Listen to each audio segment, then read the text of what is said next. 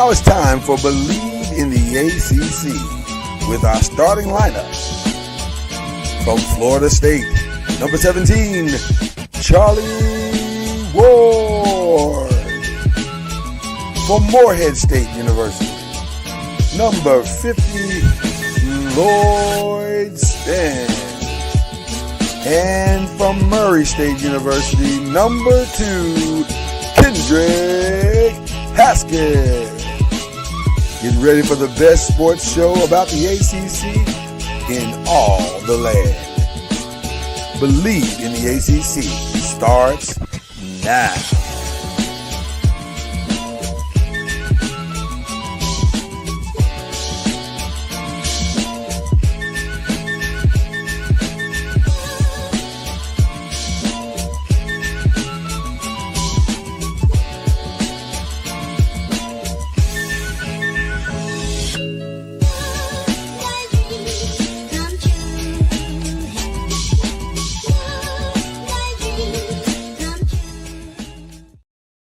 I was just gonna sing a little bit of the press and pros just to give everybody the mashup feel, but then I thought better of it. I thought You better. could have done Popcorn World. I could have Popcorn World. I could have done that and still would have gave the same feel. Listen, I am Lloyd Spence, and living in his own Goody Mob video is my brother. Who's that creeping in my window? Wow. What is going on in these streets? And I don't know. It's crazy. Scary situation. Crazy. But I digress. Another matchup is upon us, and we got a lot to talk about. Bleav in the ACC. We got press and pros. A lot of great stuff going on. We're going to get through the easy part first, which is Bleav in the ACC. It's pretty cut and dry. It's chaos. Yeah. It's absolute chaos. Cut and dry and chaos usually don't go together. They usually don't, but it's apropos here. So to bring everybody up to speed, we've had an entire season of football, of which 5 teams finished 6-2, one team 7-1. The 7-1 team was easy. They got in because they were 7-1 in the conference. The other teams, 6-2, were thrown into a pot. Someone swirled the pot around and said, let's see what comes out of the pot. And somehow we decided that the 7-5 Duke Blue Devils should be the second team to compete for the ACC championship. Kendrick, your thoughts? I'm not good at math. But I don't know how the tiebreakers worked out into the point that a 7-5 team was like, yeah, that's the number 2 seed. That makes sense. Yeah. I'm okay at math, and I still don't understand. But I don't feel like this is basic math, though. I feel like this is something else. And by the way, let me join my brother Kendrick. I've been holding off for weeks now, so I will finally acquiesce. Although I will say this is wildly uncomfortable. Okay. The way you put him on, I thought you was E40. Tell him when to go. For shit, You can tell that the East Bay was his home. Jesus Christ had dreads for Shaco. I ain't got nothing, but I'm thinking about growing some. I love E40, in case you don't know it. You know he's got ties to Louisville. In my mind, E40 is my cousin, but I don't think that's really true. But in my mind, he's got Louisville ties. Listen, I love him. E40 is a good time all the time. All the time. But anyway, I digress. So I don't understand it either. I really don't understand it either. In fact, if you look at the standings right now on ESPN, Duke is like 6.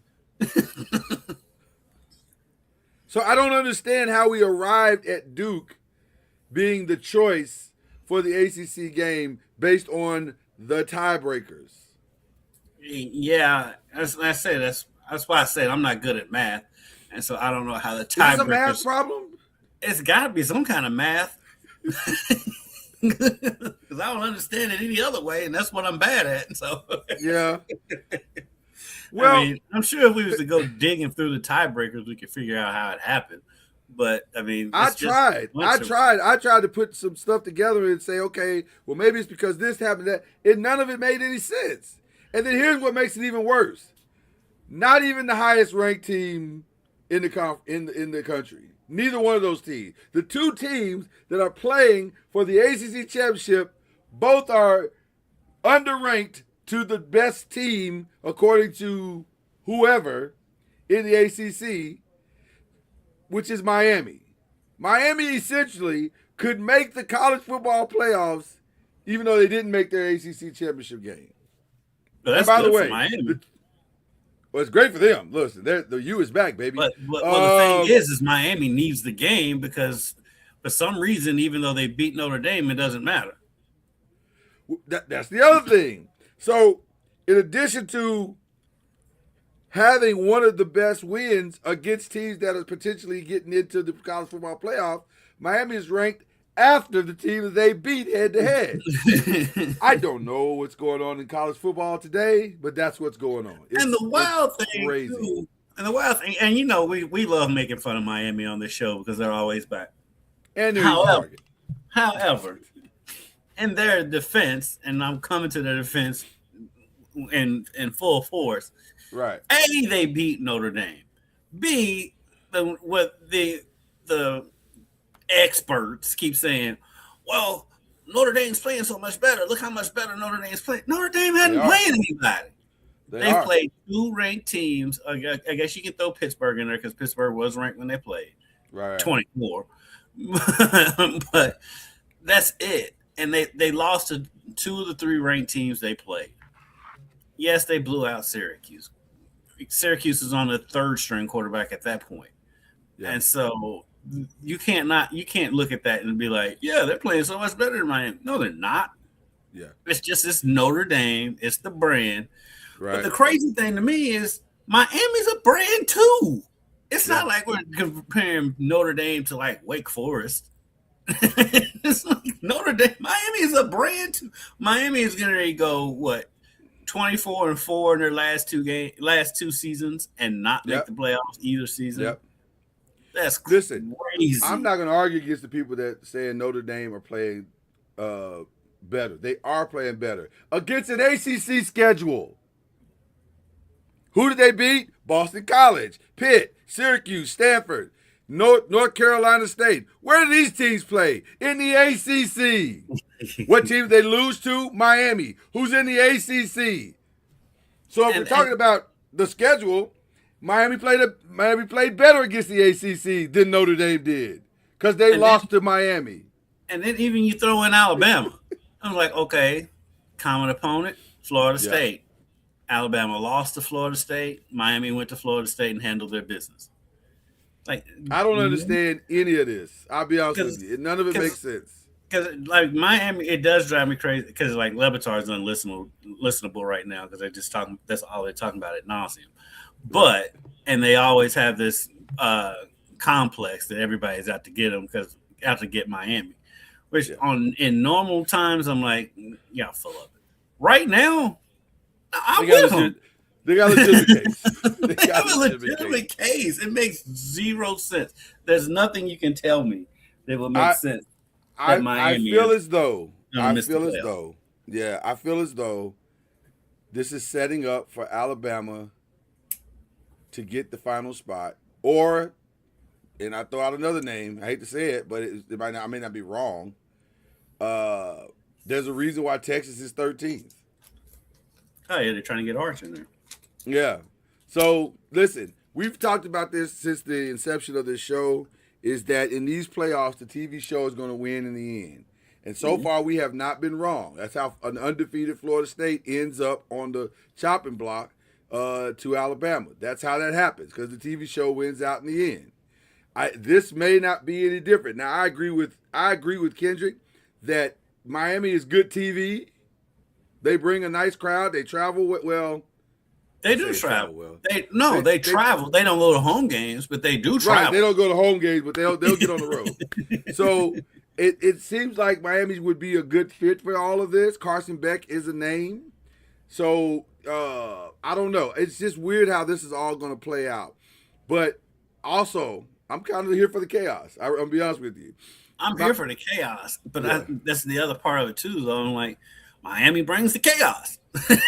Miami does bring the chaos. They bring the chaos. They are Miami. They are wild. They're crazy. You're gonna have a very energized Michael Irvin on the sideline. I mean, they are a TV show in themselves. Yes. Mario Cristobal is going to do something crazy at some point that's going to make you like wonder how this dude's a head coach. But at the same time, he's going to have the best players on the field. Absolutely. And so, and by the way, is a brand. Florida State is a brand. It's like, yes. I get, because we talk about it's a TV show all the time, and we've always agreed that that's why they got left out. But at the same time, those are brands too. Those are brands too. So those brands are going to get left out for James Madison. And here's the scary part about everything we're talking about. The scariest part. Duke could absolutely win that game. Yes. They could absolutely win. They absolutely could. There's nothing about that game that Duke couldn't win that game. I think that's why so many of us are upset too, because yes, we can see that coming. It could totally happen. And I hate to say that because I've enjoyed watching what Tony Elliott has done this season. It's been fun. He's had his team. They've survived a lot of games, but we've seen that movie before too, where you survive all these games, and then the one game you need to survive, you don't. I'm looking at you, Jeff Brown. But they survived too many games. They've survived way too many games. We've been saying all season it's going to catch up to them, and this could very well be that game. So but it's caught up to them in their loss this year. And yeah. There's nothing about Chandler Morris that scares you. There's nothing about Virginia's offense that scares you. Right. He's not 100%. He's not 100%. Right. So I just don't know. We may be living in a world come Sunday where there's only one ACC team or there's no ACC team. The fact that they are really ready, willing, and able and want to leave the ACC out is amazing to me, especially when you look at the ACC's record against their vaunted SEC this year. It's been great. And I'm looking at, and now I'm looking at you, Kentucky. It's been great. That's the other part, and I have seen a lot of the national analysts bring it up that Texas went to overtime with Kentucky and can barely put any points on the board. Meanwhile, Louisville beat them 41-0 with backup running backs. With not even backups, Lloyd. A walk-on started the game, and our guy. I say our guy because it makes me laugh because I know your history. Matt Jones I love him. Had the funniest comment that I've heard talking about that game when he says, so that the running back for Louisville was a freshman walk-on from Ashland, Kentucky. Last season, in his last game, he rushed for 61 yards against Corbin, Kentucky, against Corbin High School. Yeah. Against UK, he rushed for 113. He's like, so we gave up 52 more yards than Corbin. That's a great line. I gotta give Matt credit for that one. That's a great line. Yeah. It was, first of all, this game was a disaster from the start to the end. It never was a game. Like the moment they said, let's start the game, it was like, okay. It was for a possession and a half until UL blocked that punt. Yeah, it was like an exhibition. And at some point, it's kind of weird. At some point, you feel bad for the UK fans because I was like, this is your king? Like, this is your guy? And y'all don't want to. That's why I knew he was going to get fired. I was like, there's no way you're going to keep this dude. I understand what you guys are saying. The buyout is amazing. I got it. But 41-0 in that state? Especially after they got blown out by Vanderbilt the week before. Absolutely not. Absolutely. There's no way. Yeah. The combined scores of the last two games against Louisville was 82-17. Yeah, you can't do it. You can't not in that state. And here's the other part that works. As weird as this is going to sound, here's the other part that works against him in his favor. It had Mark Pope won that game, maybe he keeps his job. Because Mark Stoops? No, Mark Pope. Had Mark Pope won the Louisville basketball game, maybe he keeps his job. Maybe. Because it's like, well, we don't care about football anyway, so whatever. He kept his job if they'd have lost like 41-34. If it was, as long as it was competitive. Also that. It's the fact that they got housed like that. That's why. And even then, they didn't. Mitch Barnhart is the athletic director of Kentucky. Nice guy. He's never been anything but nice to me. He's one of the just nice guys in what we do. He did not want to fire Stoops. That's why he didn't get fired till 10:30 Sunday night. Because he didn't. And I understand, and I completely understand that. And I guess the reason why I say Mark Pope is because this fan base tends to get distracted very easily. So especially around basketball season. So if basketball season is going on, Mark, to your point, Mitch can kind of sweep this game under the rug and be like, okay, we took this L, but guess what, guys? We're still the best team in the state. But when you're not the best at anything anymore, this is a loud loss. Yeah. And so I just don't. It was bad. It was just bad on every level. So, but anyway, that was Saturday. Let's talk about Friday. Georgia Tech. They almost had this game. They almost had this game. We kind of called that. Yeah. Yeah. I think we all still picked Georgia, but like we all kind of saw that coming. Well, we're not crazy. We picked Georgia. But let's be clear, Georgia Tech, I don't want to say they exposed Georgia in a lot of ways, but their Achilles was showing for sure. Because it's Haynes King. It's one guy. Right. But that one guy all season long has been problematic for a lot of teams, which brings me to this. Can Georgia really win the national championship? No. Are they good enough to win the national championship? No. Okay. No. Okay. All I right. do you one better. Is Georgia better than Miami? Oh, that's a great question. Ironically, if I had to bet on a quarterback, I would bet on the former Georgia quarterback over the current Georgia quarterback. So, which again brings crazy. Which again brings us back to the TV show element of this. Exactly. Why would you not put Miami in to meet Georgia? That's from our perspective as journalists, that's the story. And first round, Georgia versus Miami, the former quarterback versus the new one, that writes itself. I don't even have to spend 10 minutes on that. And that's what, but I mean, and the NCAA does that all the time. Just like look at the volleyball tournament. Yeah, Louisville and Nebraska are going to meet each other in the Sweet 16. 100%. That's the way they set up the bracket. They 100%. Do this all the time. It's like last year in the NCAA tournament, in the basketball tournament with Arkansas and St. John's meeting, Calipari against Pitino. They're going to do that. I guarantee you that happened. Guarantee you this year, Louisville and St. John's is going to somehow be in the same bracket this year, without question.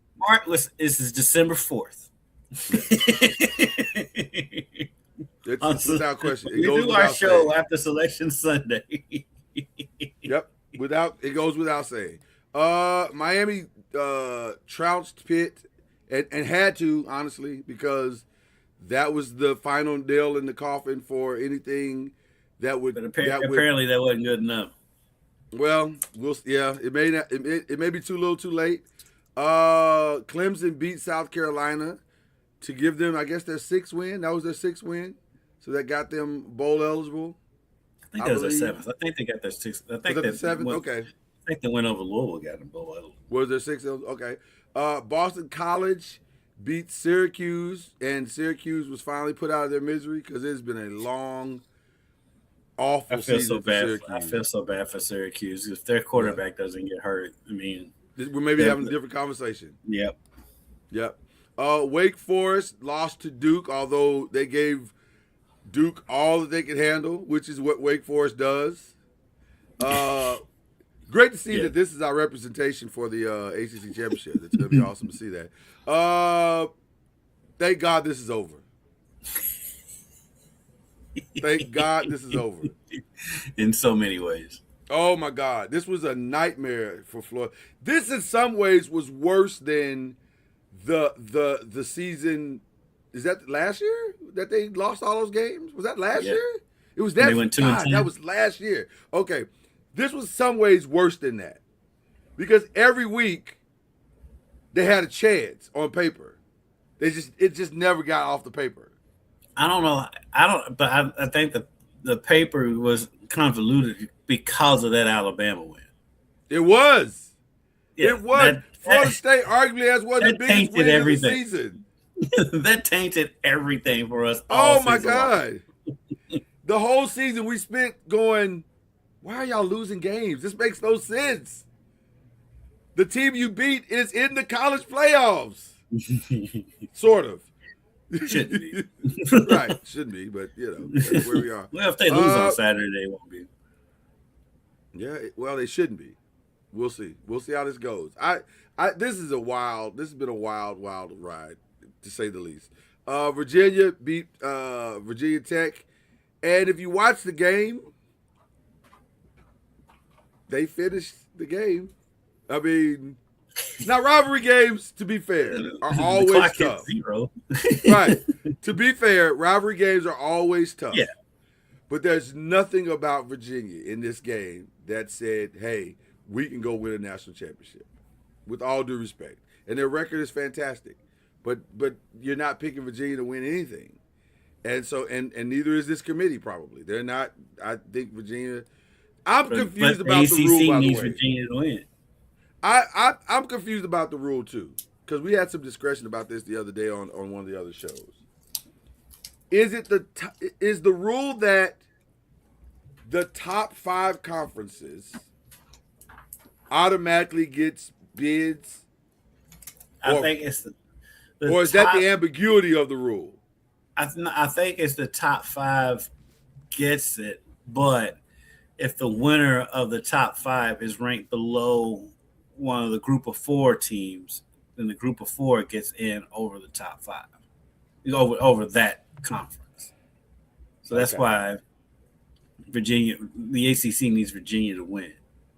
Right, because otherwise Duke's not getting in. Right.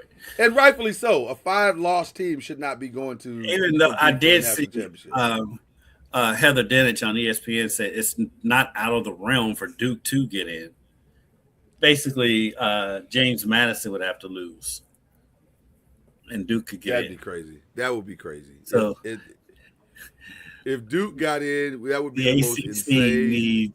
needs James Madison to lose. For its own legitimacy, James Madison must take an L. That's crazy. Okay. NC State does what NC State does. They beat the brakes off of UNC. And that game for me was hard to predict going in because Carolina had been playing better. Mm-hmm. Excuse me, while I Agreed. Agreed. California in an upset. Pulled off the upset against SMU and essentially solidified that the quarterback for California will be playing probably in LSU by the end of the I don't think there's any possible way that kid is playing in California next year. They might come up with some NIL money. They better hurry up because that kid, he played his way into a check. Yeah. Especially the last 4 games of the season. He absolutely played himself into and played his way to a check in that game against Louisville. Right. I was impressed with him then. And by the way, not out of the real possibility that's your starting quarterback for Louisville next year. Like, a lot of things are on the table right now. I'm just going to tell you. A lot of things are on the table. After after yesterday, there's a lot on the table with the hiring of Will Stein at UK and him bringing in a quarterback. Yeah, he brought his quarterback with him, and he came from where did that quarterback come from? I'm trying to remember. He's a high school kid, but the Piankowski, I think it starts with a P. And the thing with that kid though, he's also a top baseball prospect, so there's a chance that he never plays college football. Oh, so he may not. Yeah, okay. But so they're in a weird place because they may or may not have found their guy.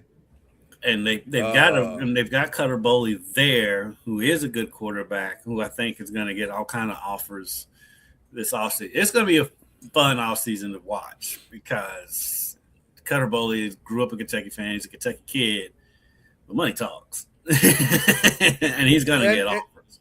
And stay tuned through the holidays because this is going to happen quickly because the timetable has changed. And yeah, the transfer portal opens on January 2nd. Yeah, stay tuned. It's going to happen whatever happens, it's going to happen very, very quickly. So the holidays will be the negotiation period. July 2nd, you'll probably see a lot of names drop. Nobody's going to wait because you don't have time to wait. You got to make your decisions quickly or you won't get an opportunity to. So it's going to be interesting, to say the least. Notre Dame did what they had to do in beating Stanford. And then in our Bleav games, it was Ole Miss over Mississippi State, which, whatever. You know what? Lane Kiffin, I don't care. You know what? That dude, man. Lane Kiffin, he amazes me. He makes me laugh. He does make me laugh. But I'm like, why are people so clamoring for this dude? He's not won anything. Anything. He has not won anything anywhere he's been. I had to remind myself. I said, I need to remind myself. Has this guy ever gone to a conference championship game? No. All he's had is winning seasons at top tier programs. He was an assistant. He's never won anything as a head coach. I've never seen. You know what? Lane Kiffin better than David Blaine. Far better than David Blaine. I don't know how David Blaine does any of that magic stuff that he does, the pulling frogs out his throat. I don't know how he does any of that stuff. But Lane Kiffin is, and by the way, Lane Kiffin is the definition of unmitigated gall. Yeah. He said, here's what I'd like to do, guys. Hear me out. Just hear me out. I'd like to go get my new job, but keep coaching my old job. But also have my new job pay me for doing my old job. What do y'all think?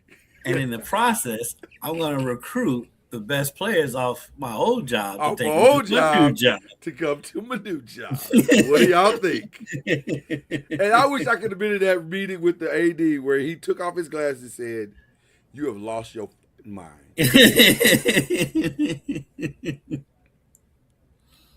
I'm so happy that the AD kicked him out and so was like, "Man, if you don't get out of here." Mm-hmm. I'm so happy he did that. That made my weekend, by the way. But that was crazy. Indiana destroyed Purdue. Texas A&M took a massive L to Texas, which brought in all kinds of questions about Texas A&M. Like, have we been deceived all this year? Because we've all said that Texas – we all saw the Texas-Kentucky game, right? We all saw that, right? Well, in their defense, I mean, like we said, it's a rivalry game. Texas has been playing better since that Kentucky game. And by the way, Arch has been playing a lot better since that Kentucky game. And by the way, Arch, one more year, buddy, and you're the number one pick in the draft. He's number one pick this year. Who's going ahead of him? And then, before you answer, yeah, look who's picking.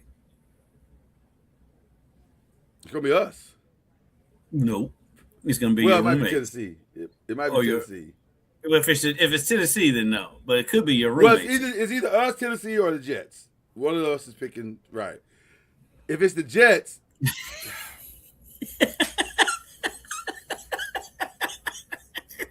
he's the number one pick in the draft. That would be the Jet, the most Jet thing to do. Golly, you're probably right. Jesus, I hadn't even thought about that. Yep. Because if I was picking, even though I think he may have one more year, I could be wrong, but I think he has one more year. I think I'd pick Mendoza. Mendoza can come out. He can come out this year. Yeah, I think I would pick Mendoza. I think he's the best, most NFL ready quarterback. Now put your logic aside. It's gonna be Arch if he comes out. It's gonna be Arch. It's absolutely gonna be Arch because they can't help themselves. Well, I don't know. Aaron might do it differently. He might be like, "Nah, son, I ain't doing that." I don't know. But their owner likes shiny things. So that's the problem. And the owner lets his kids make decisions. Yes. And his kids are not adults. Right. It's like, what do you kids think? Pick the tall one, Daddy. Okay. Yeah. All right. That's going to be interesting to see how that unfolds. Ohio State destroyed Michigan. Vanderbilt did what they were supposed to do. And was not surprised but it didn't. I don't think it's going to matter. matter. I've said it all season, and I've said it for years. Yeah. Pick against Tennessee in a big game. Yeah. No matter. So as we go into our final week, I carry a small 1-game lead, but I don't think it's going to matter because we will have a definitive champion because this is championship week, ladies and gentlemen, which means we, in tradition of our show, pick all of the championship games, sight unseen, on some of these games. Because full disclosure, I've never seen Kennesaw State play at all. So we're going to take our risk. We do have lives. Right. We have lives, things to do. But this will be interesting to see what happens in championship week. And also, just full disclosure to Kendrick, to make in the spirit of transparency and fairness, Kennesaw State, I think their their coach just went to go coach somewhere else. I think he's going to, if I'm not mistaken, I think he's headed to North Texas because the North Texas coach went to somewhere else. Like the dominoes are kind of falling there. Well, for what I do know about Kennesaw State, I know they're a new D1 program. So for them to be in the conference championship, I think it's only like year 2 or 3. Yeah, it hasn't been there long. Yes. I'm not surprised that the coach is leaving. But that being said, with the coach leaving, is he staying the coach or is he already gone? That I have no idea, and I wish I did. I don't know. If I had to guess, I would say they're probably going to let him stay and finish that out because, hey, what else are you gonna do? It's not a Lane Kiffin situation. Most situations are not. No, they are not. So, am I going to take Kennesaw State in this one? And essentially, this is the one that cost me the entire thing. Maybe, I don't know.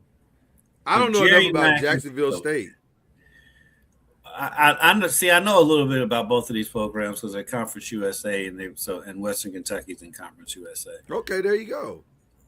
So Jerry Mack is the coach. 45. He's only 45. Young kid, yeah, young boy. Yeah. I say young kid. He's like 6 years old, younger than me. He's 5 years younger, but yeah, he's a kid. Right. He's a brother too. Okay. Says he's current. I don't know if. I'm trying to figure. I'm figuring some stuff out on the fly because that's what we do around here. That's what we do. We just, we're in real time sometimes. And I think he may have been there. Well, of course, I click on his profile and it takes me to his Twitter page. Right. It says new beginning. So no, he's still there. Apparently, because he's not leaving. Well, hold on. Ole Miss has elevated Pete Golding to his permanent head coach to replace Lane Kiffin. Golding and break. I don't know. Oh, he must have retweeted that. Yeah. So Coach Mack is still there. Coach Mack is still there. Okay. Well, good. So then I feel confident in saying that Kennesaw State will win, even though the game is in Jacksonville. Well, with the game in Jacksonville, I think I'm gonna go with Jacksonville. All right. So there you go. So Jacksonville for Kendrick. I will ride with Kennesaw State. on that one. I'm giving Conference USA standings. There you go. All right. So they both went 7-1 in conference. Kennesaw went 9-3 overall. Jacksonville State was 8-4. Uh-huh. Jacksonville State's undefeated at home. That's why they got the home game. And they both play okay on the road. Well, Jacksonville's 3-4 on the road, and Kennesaw's 3-3 on the road. Yeah, it's basically the same. Let's see. Kennesaw lost to IU 56-9. However, they lost at Wake Forest 10-9. Who did? Kennesaw. And when they in their head-to-head, Jacksonville State won the first matchup 35-26 at Jacksonville State, where this game is on. Where this game will be played. The game is tomorrow. So it's hard to beat a team twice, though. But it's easier when you're at home. I'll go Jacksonville State. Okay, I'm gonna stick with Kennesaw. On that one. But there's a lot of games, so we got plenty of time, including Troy and James Madison, which is again a big game. How big this game is amazing. Yeah, because it probably will decide everything else. It's going to decide a lot of fates in this. It's a lot of teams rooting for Troy. Why would I believe that Troy could win this? That's the real question. Well, Troy's 6-2 in the conference, 8-4 overall. Okay. James Madison's number 25. The one loss was to U of L. Did they play each other? That's what I'm looking. Yeah. They did not. They did not play each other. So Troy lost at Clemson 27-16, very respectable. Yeah. Lost to Memphis 28-7 at home. They had a bad losing streak. They lost to Arkansas State 23-10, then lost at Old Dominion 33-0. Yes. But they can bounce back, beat Georgia State, and they beat Southern Miss to close out the season. Yeah, I'm going with James Madison. It feels like James Madison will win this because it's at home. And because they're 8-0 in the conference. They don't seem to be having a problem with the conference so far. You know, they just ran through this conference. I mean, they beat their closest game was at Georgia State 14-7, so that had to be like watching paint dry. Oh, common opponent, Old Dominion. Yeah, James Madison beat them 63-27. We're good. That was the info we needed. We are good. All right. North Texas and Tulane is their coach going to be allowed to finish out what he started? For some reason, I'm thinking he is. I feel like Tulane's coach is finishing that.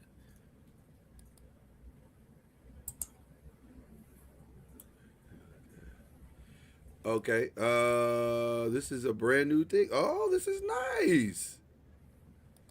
Okay, I'm sorry. Microsoft has added a new feature that I really like. So the side by side? Yes. Yeah, I'm just discovering it at the same time. I was like, I've been doing this for years, and now you're doing it for me. This is great. It's gonna make my Sundays or my Saturdays and Sundays so much easier now. Okay. Even though mine is telling me right click on this tab and select new split with current tab. That's what you do. That's what you do. But like when I right click, it's not doing anything. Oh, you clicked on the tab? Yeah. We're so old right now. We're having an old A moment. Oh, here we go. Look at that. Yes, it is neatly put in there. It's very nice. Very nice. We're so old. Okay. All right. So Troy. Oh no, we're talking North Texas. Is he going to be allowed to coach that team? I haven't heard. For some reason, you talking about Tulane or North Texas? Both of their coaches. Oh, that's right. Both of their coaches are gone. Jesus. Okay. I don't know I can't what to see do with Florida that. letting him coach. I'm thinking he's probably Summerall's probably in Florida. Yeah, they're probably not having it. That's SEC, baby. Right. Leave your past behind. Um, I'm gonna say Tulane wins that one because it's at home, and because of what you just said. That I can see a path where the Tulane coach gets to coach his team. There's no path where the North You Texas mean coach gets to coach his team. you mean the other way Summerall's around? not coaching his team. Well, Summerall was at Tulane. I mean, oh well, then I'm picking UNT then. So who Yeah. is the who was the UNT coach? I don't remember. Let me see my newfangled split screen I got going. I love it. And by the way, to go backspace, I'm educating you in real time. You click on the new tab, the new one, and then hit the backspace button, and that's how you go backspace if you need to go backspace. I love this. It only took them a million years to get this technology, but I love it. Wow, North Texas only loss was to South Florida, but it was bad. 63-36. Right. Da, da, da, da.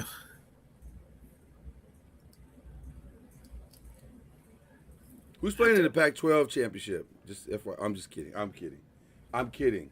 I'm joking. I apologize. That was you deserve better than that.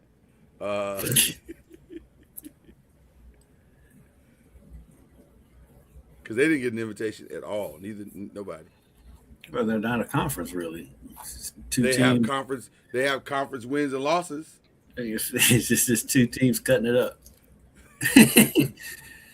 The North Texas that game is at Tulane. Let me see about Tulane. Let me see about the Green Wave. And Tulane always takes me back to my youth Your misgotten youth. when they were in the Metro with Louisville. I remember those days. So Tulane's two losses are 45-10 at Ole Miss and 48-26 at UTSA, which I was watching that game for some reason. Why? It was on a Thursday. What made you watch that game? It was a Thursday, and I was at the station. I think I'm gonna go with Tulane. I'm very tepid. Okay. Where did North Texas's coach go? I want to say he went to the Big 12, but I can't remember. And I am confused on how to navigate these tabs.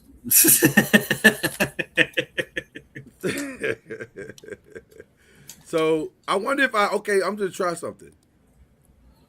No, that didn't work. Oh, you can double tabs. Oh, this is dope. This is so dope. Okay. All right. It's a lot going on right now, people. We are completely distracted. I'm sure this is a great podcast. Yeah, we're completely distracted right now. But it's cool. It's very cool. It's very cool things going on right now. Hey, if you all want to play along, do the same thing we're doing, and you'll see why we're distracted. Yes, this is brand new stuff going on in real time right now. Okay. Give me I don't know, maybe I should go North Tulane, but they're both ranked. You just smashed up both. You just said I'm gonna go North Tulane. North Tulane. That's right. I'm hedging my bet, Kendrick. I'm hedging my bet. That's the edgiest of the hedging. That's the hedgiest of the edgy. You said Tulane. I'm gonna. I can't. All right. Crap. I'm gonna go North Texas. I'll stay with North Texas. I don't know. I don't know either. This is the definition of flying blind right now. All right. BYU and Texas Tech. The first time that they played, this did not go well at all for BYU. But again, it's tough to beat a team twice. At least this is on the neutral. Is this on a neutral field? It's on a, well, sort of. I mean, it's at AT&T Stadium. So technically that's a neutral field, although – Utah is quite a ways away from Texas. So if you want to call that a neutral field, then okay. I'm going Red Raiders. Yeah, I think Texas Tech knows they have everything to play for, and they're probably gonna. And I like their coach, I by do the way. like Shout out to their the coach. I do like the story with BYU's coach staying. They could give him a Yeah, little extra could going give him a into little this. boost. Could give him a little boost. I like Uh, actually. I'm picking Texas Tech, but I like to see BYU I win want BYU to win. I really do because I'm here for the chaos. I'm always here for the chaos. that. Okay, UNLV and Boise, I'm not and it's picking at Boise. Boise. Yeah, I'm not picking Boise to lose at home on that blue turf in January in December. I hate that blue turf. I've hated it since the day they put it in. I hate it. It's goofy. It's just The funny thing is, like, because I actually went to Boise during the NCAA tournament. okay. Shout out to Boise. The people there are super nice. So we were They probably there, are. and like we was just in the gift shop, and like just a guy working there was like, "Hey, y'all want to see the turf?" We was like, "Well, sure." And he took us out, told us the whole story, and it was they're honest about it. It was a publicity stunt. That's why they did it. And I'm like, you know what? You lived up. You own it. I'm with you. So I like If you own it, I guess I can respect it a little bit, but I hate it. I absolutely hate that thing. Okay, so we both going boys on that one because we have Yeah. no reason to pick UNLV whatsoever. Miami of Ohio and Western Michigan. Here's what I know. For a long time, both those programs have been pulling upsets against other people. Yeah. And they tend to do it every year. Now, Miami this year of Ohio is 7-5. When they played Western Michigan at Western Michigan, no, they played them at home. I'm sorry, they beat them 26-17. But however, this game is not at Western Michigan. This game is at. You mean the game is not at? I mean, this game is not at Miami of Ohio. This game is at Western Michigan. So. And by Western Michigan, I mean Ford Field. They're playing in Detroit. So it's technically Detroit's home game. Although Miami, Ohio is not that far. They travel well. Is this that version of Ohio State, Michigan? Is that what this is? No, it's the MAC. Everybody's in Ohio and Michigan. The whole conference is in Ohio, Michigan. That's also true. That's also true. But are these the most Ohio State, Michiganish type teams in the MAC? That's the question. Because I think they've had the most success, right? Like Eastern Michigan is not doing anything. Like, I mean, the MAC is always it's because Northern Illinois had their moment. they had their moment. Ohio had their moment, and so it's the MAC is just the MAC. It's Yeah. They're the you scrappy never know. little brother that every They now are and then hits. scrappy that I don't know why anybody schedules them on. Yeah. They are the scrappy Bowling little Green. brother that every now and then hits a half court shot to win 21 against all the older guys. Yeah. I mean, Bowling Green's building with Eddie George there, and so Yeah. and their that goofy cat, and so That's a weird thing. that thing is weird. That is it. But Only if you thing met weird than Eddie- that is that, if you met that Eddie baby George, in New Orleans. if you met Eddie George, it tracks. So, so I love the MAC though. I'll probably watch that game if I'm not busy. And so, I may watch all these conference championship games on Saturday, just because. especially the ones that are playing outdoors in the cold, because that's gonna be a good time. those games are fun to watch on television. Yeah, awful Yeah, to be 'cause- there, but yeah. And and a quick aside to that, and I'm sure you're gonna hit me with a humble flex, even though it's not deserved. So U of I'm L, the judge of that. I don't trust your judgment at all. But so U of L honored Devontae Parker at the game, huh? I'm not gonna hit you with that. They honored Devontae Parker at the game on Saturday against Kentucky. Mm-hmm. And I covered Devontae in high school. My mama know his grandma. Yeah. So I was talking to Devontae during the game, Yes. and I was like, "Are you back up here now? Are you down in Florida?" He's like, "I go back and forth." And the weather was terrible that day. Kentucky Louisville game. I was like, yeah, I'm sure you can't wait to get out of this. He's like, nah. He's like, but did you see that Michigan game, the Michigan Ohio State? And I was like, yeah, it was snowing. He's like, he's like, it's fun to watch on TV, but I don't want to be there. I was like, exactly. Don't want to be there. We all share this. I'm not gonna hit you with that because Devontae was my very. If he wasn't my first interview ever, like at the stadium, he may have been my second. It was either him or Teddy. I can't remember which one was first. But he was so cool, and then his mama was so cool. Mm-hmm. So I've always held a special. And one of the best pictures I ever took was in Orlando. We went to Orlando, and Devontae scored that touchdown that Teddy threw to him, and he's standing over the dude like this. And yeah, and so I've always loved Devontae and will always love Devontae. So. I love Devontae because of the fun fact of if you ask Devontae about football, he's not going to give you a good answer. Yeah. Ask him about SpongeBob SquarePants. I did a whole story on Devontae's love for SpongeBob SquarePants when he was at U of L. That's hilarious. Devontae is a great receiver, for sure. Great college receiver. That when he got to the pros, I think he decided I did my job. He had his moments. in New England. Now, full disclosure. Well, Miami first, but yeah. But full disclosure on his career also. They never got that right while he was there. Ever. No. There was no Jalen Waddle. There was no Tyreek Hill. By the time they got there, Devontae was injuries and on the backside of all of that. So, and then that's when they shipped him out to, like you said, to New England. So he never timed his career up to the right moments. And that's not his fault. It's just life. It's just how he never had a great quarterback throwing ever. The ball. Ever. U of L. Yeah. But Devontae in high school was amazing. He was a monster. I remember watching them play Fern Creek, and Fern Creek had three guys on him, and he still was catching balls left and right. You knew Devontae was going to the league then. Yeah. He's absolutely going to the NFL. It's just a matter of how long. What path is he going to take to get there? But he's going to play in somebody's NFL team. And then Devontae, too, on top of it, could jump out of the gym. He played basketball, too. His basketball team should have won state, but we won't get into that. But so no flex there. You could slide a credit card under his feet when he shot a jumper. It was so weird because he could jump out of the gym, but he shot set shots from three. He was conserving his energy. And having said all of that, give me Western Michigan at home. I don't know how we got here, but yeah. I don't either.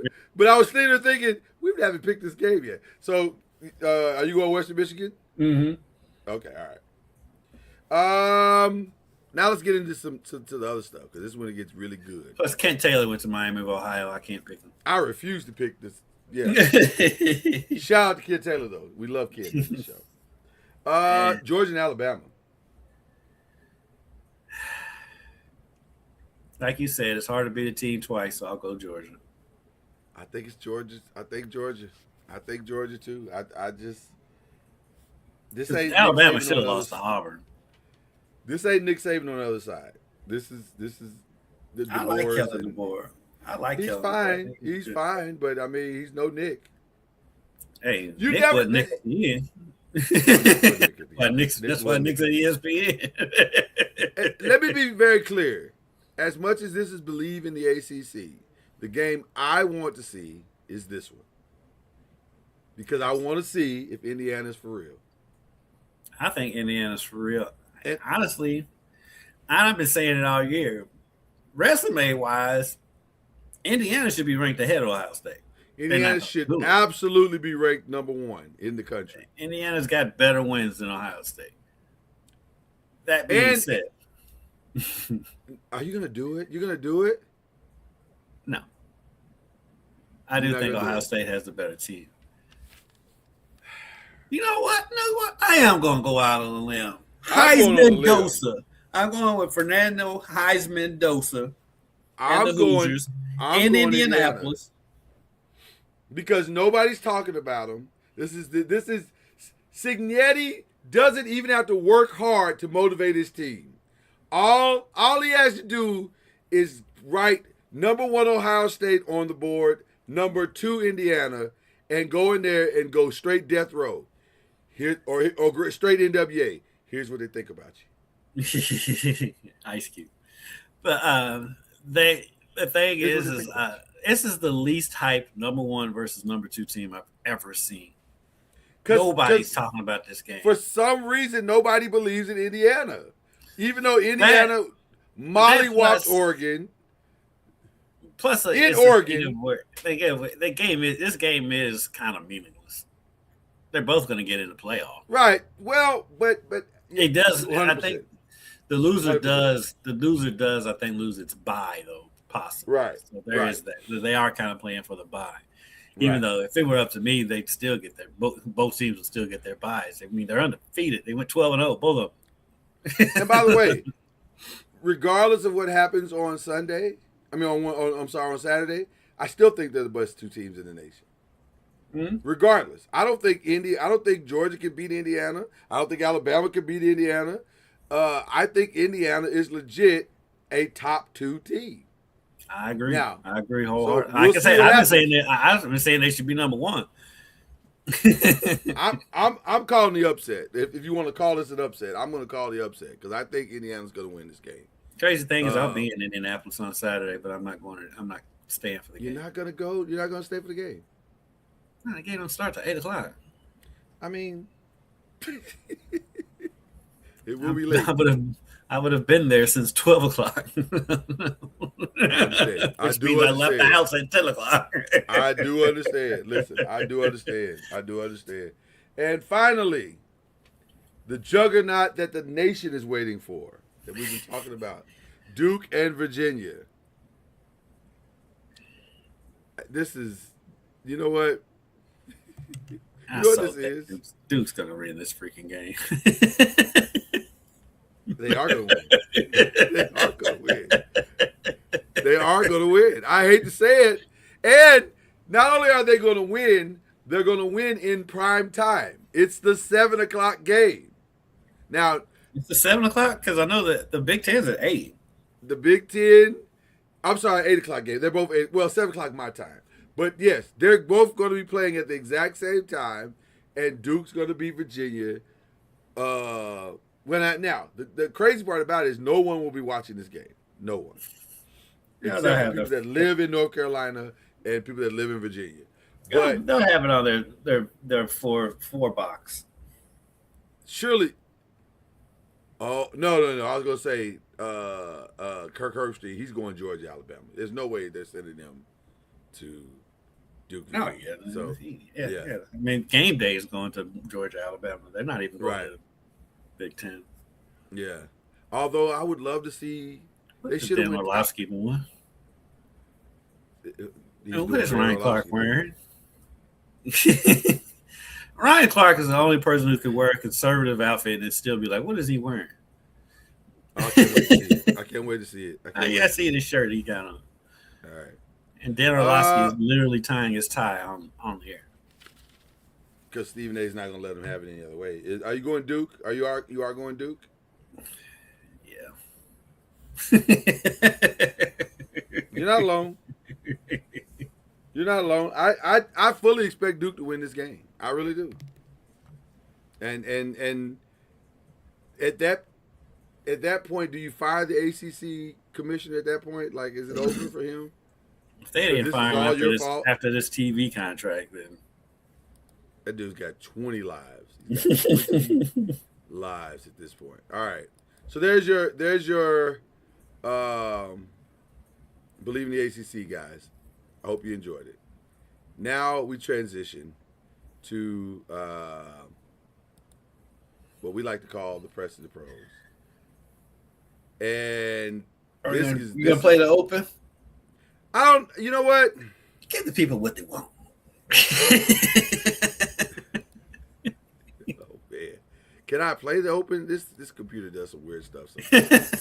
And this might be one of those days. All right, give us a minute and we'll play the opening just for you guys, just because my brother asked me to, and I love him, and that's.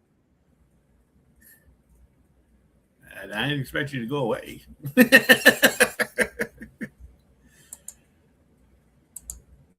As I pull up my NBA page.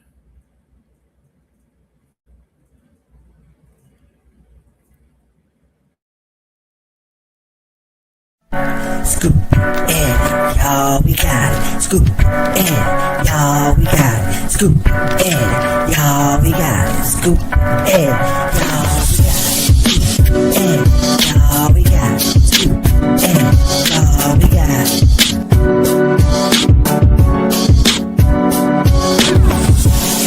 That's how we go. This is how the games the press and roll. That's how we go. This is how the games the press and roll. That's how we go. This is how the games the press and roll. That's how we go. This is how the games the press and roll. And now, get ready for Kendrick Haskins and Lloyd Spence, the press and the pros. Let's go.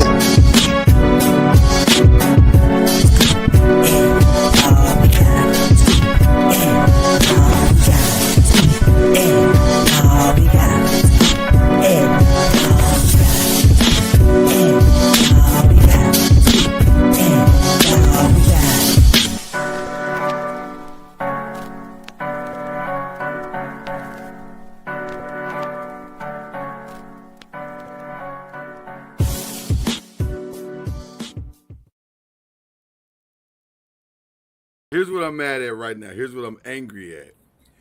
Behind the scenes,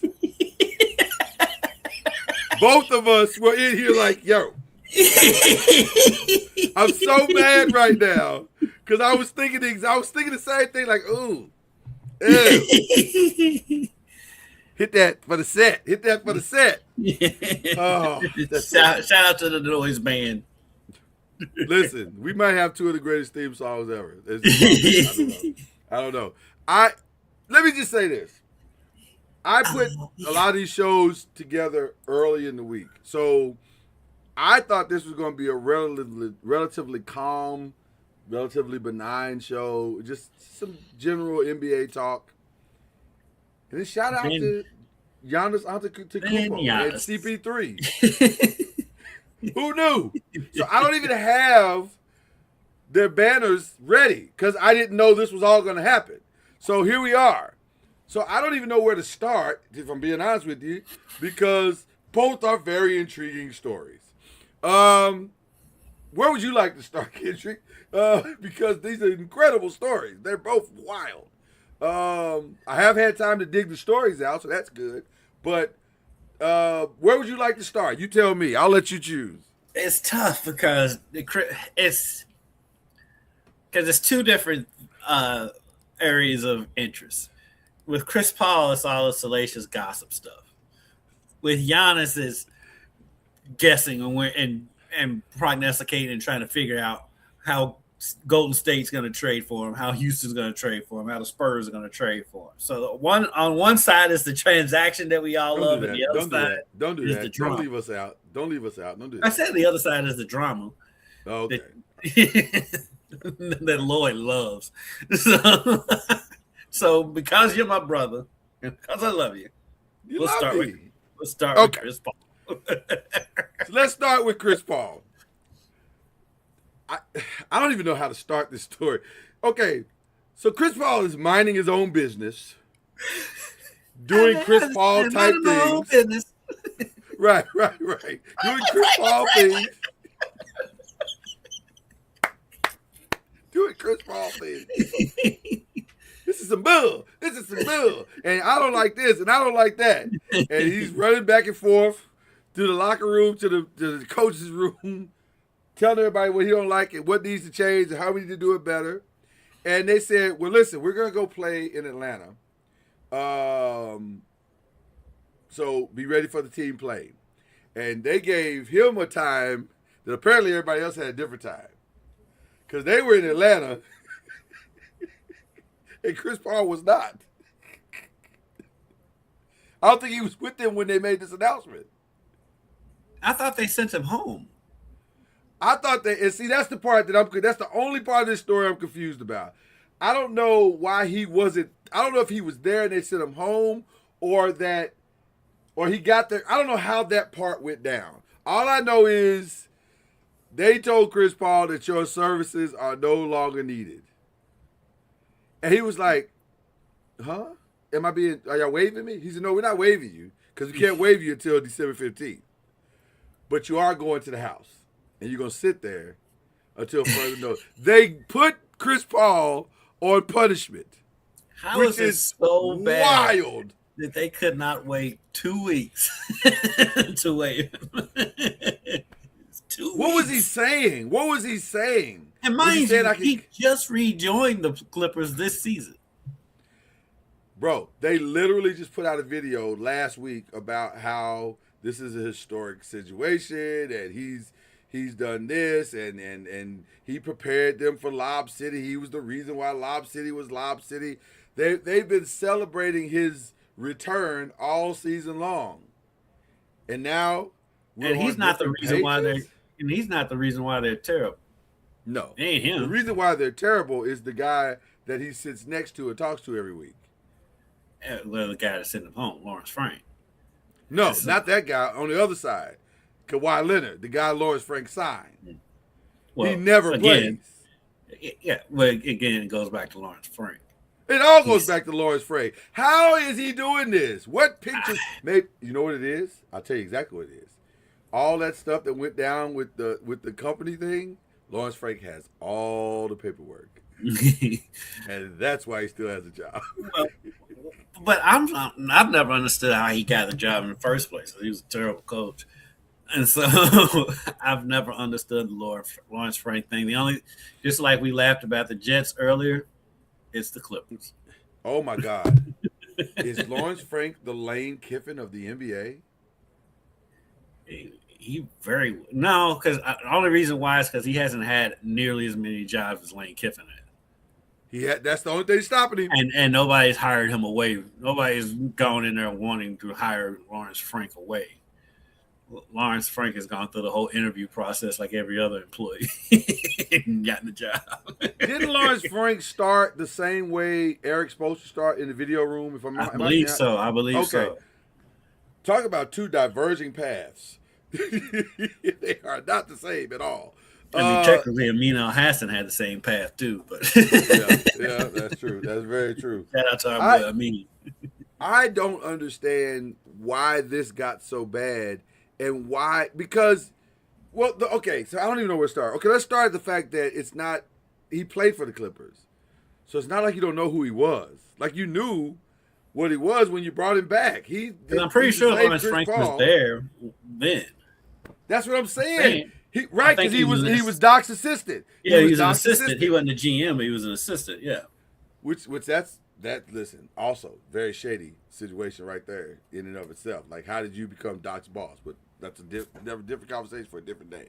But I don't understand why all of a sudden Chris Paul is now a malcontent. He spent his entire career being a malcontent. There's nothing. Yeah. He doesn't know any. You know what? Chris Paul is essentially Ricky Bobby. He doesn't have to do with his hands. He just doesn't. He's gonna be a malcontent wherever he goes. It's just, but it's not malicious. It's never malicious. It's just who he is. So why is this all of a sudden? I'm hearing Ty Lue didn't even talk to him, like he was getting his nerves. I heard him and Ty Lue are kind of falling out. Which there's a story Bleacher Report is putting out now, or the Athletic is putting out now. Team didn't like Paul's disparaging tone. What the hell does that even mean? His disparaging tone? It's the Clippers. That's the craziest part about it. It is the Clippers. It's what they do. It's who they are. I've been saying all along they need to change the name of this squad to something completely different. If they hadn't built that arena, I'd say they need to move. They do need to move. I know they can't now, but they do need to move. They need to get a fresh start. They need to wash. Yes, they need to wash themselves in the waters of Lake Minnetonka. Yes, or they could move here and wash themselves in the Ohio River and might catch something doing it. But I was gonna say they may come out worse if they do that. I don't know if that's a smart idea or fish not. down there. But Crazy right there. They are 6-16, and they have 3 future Hall of Famers on their team. Hall of Famers. They're 6-16, with no end of losing in sight. oh, I feel sorry for James Harden.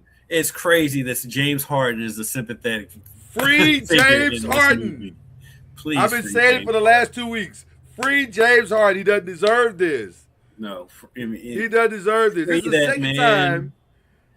This is the second time this dude has gone to a franchise with hopes of having a run, only to see and this is the second time he's gone to a franchise, and it's not basketball that caused the thing to just fall apart. and it's not him. And it's not him. James is good. You know what? This is not the second time. This is the third time. What? Brooklyn, Philly, and the Clippers. Oh yeah, because Philly, that was during the Ben Simmons experiment. Yes. Is James Harden the black cloud? No, it's not the black cloud. Sure. No, he's just unlucky, man. Oh my God, it's so bad for him. I feel Especially so when you bad think for about him. he's back home. He's an LA dude. Yeah. I'm trying to think I'm sitting here like, where would James Harden fit and work and win a title?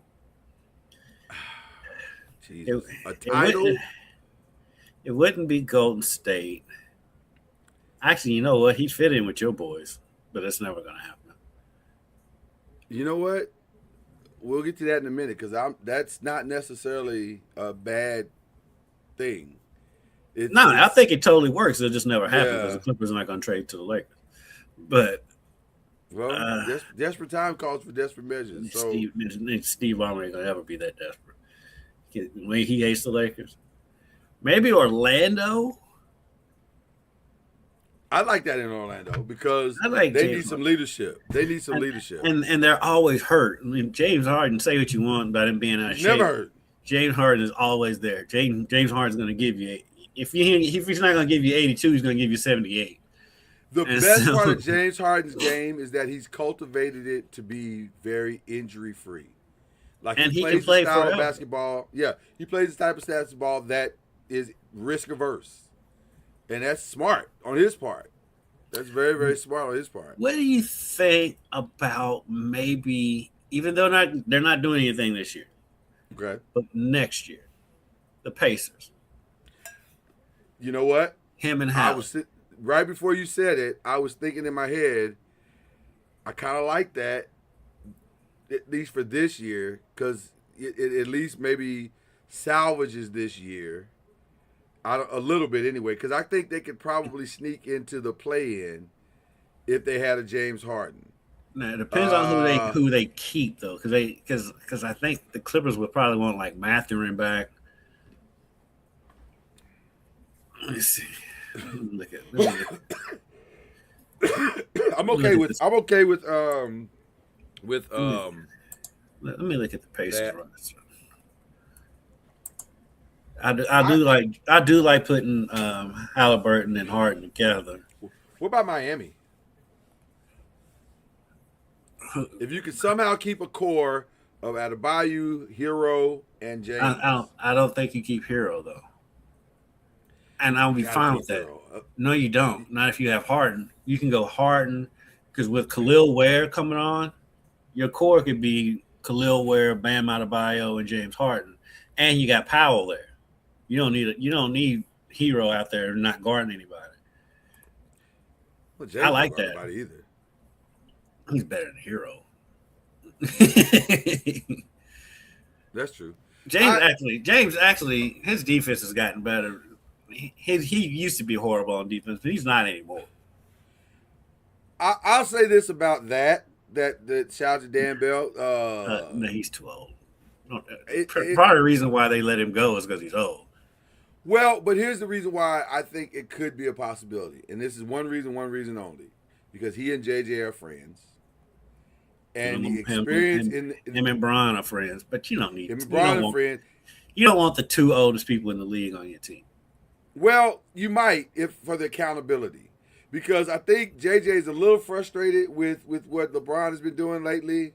Like that thing the other night had him lit. He was pretty hot.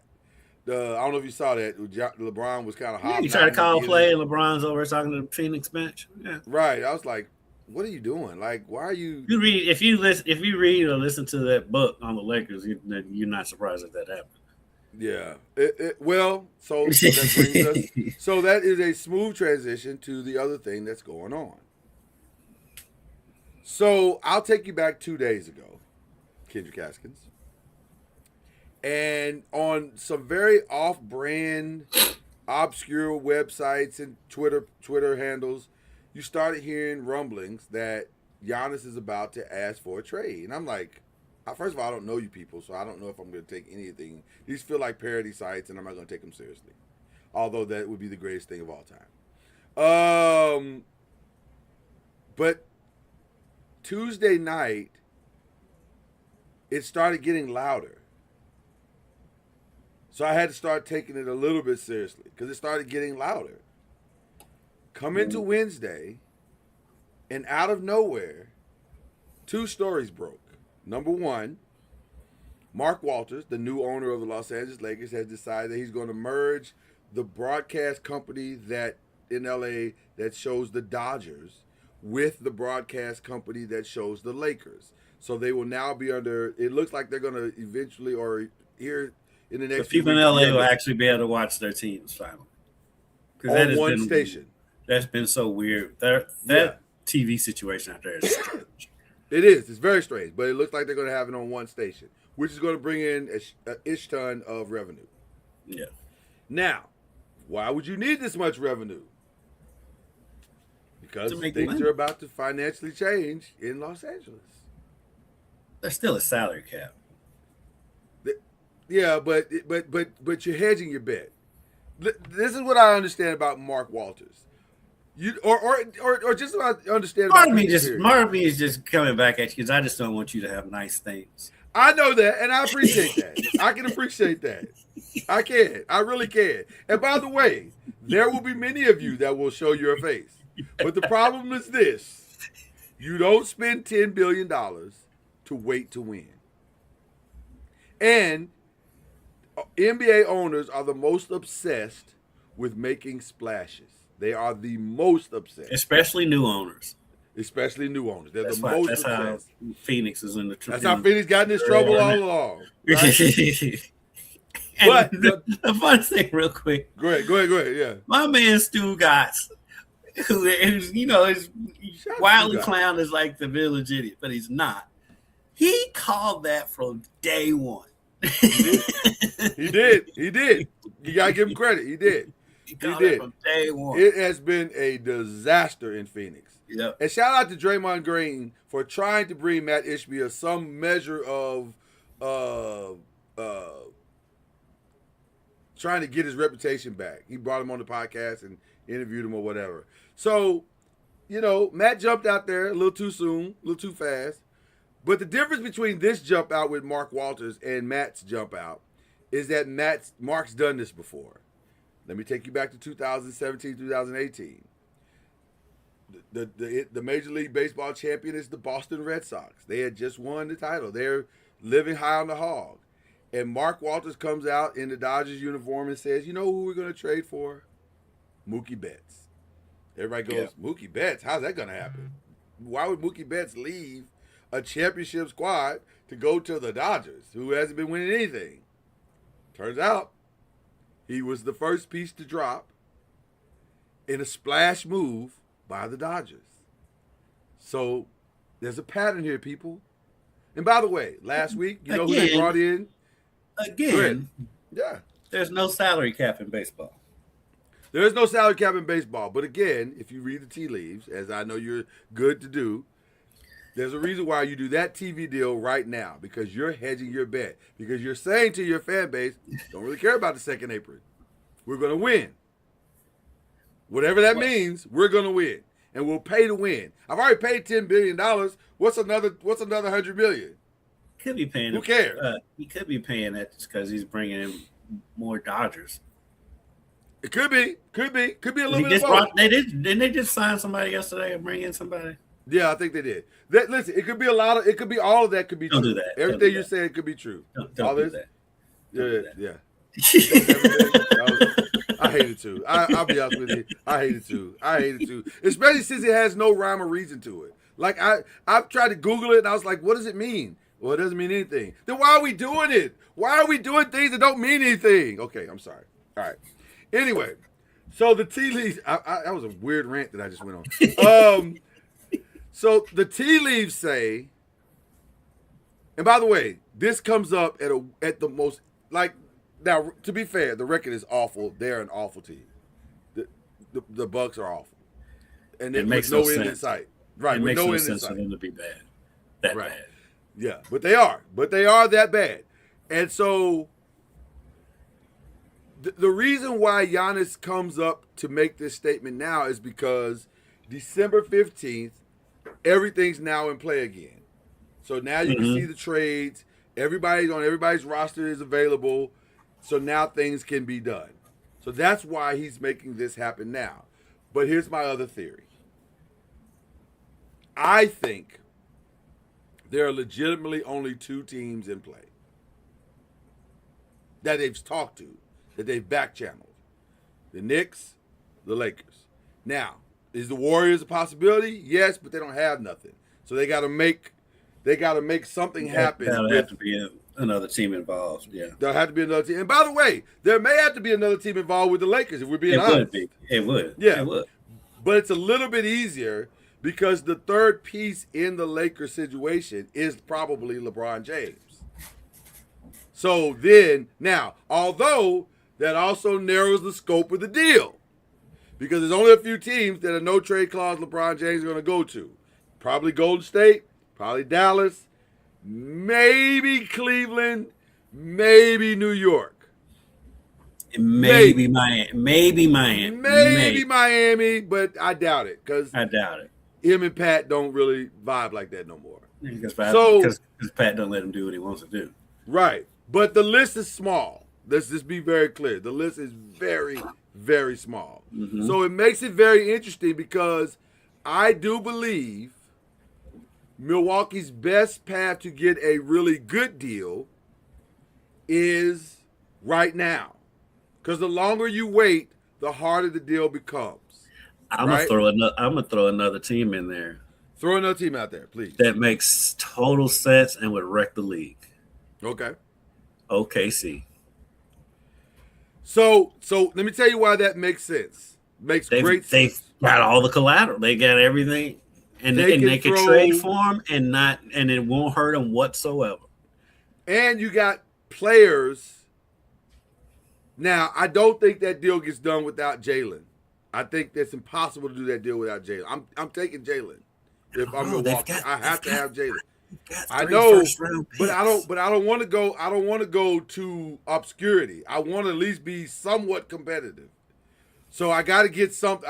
Just to save face, I got to get something.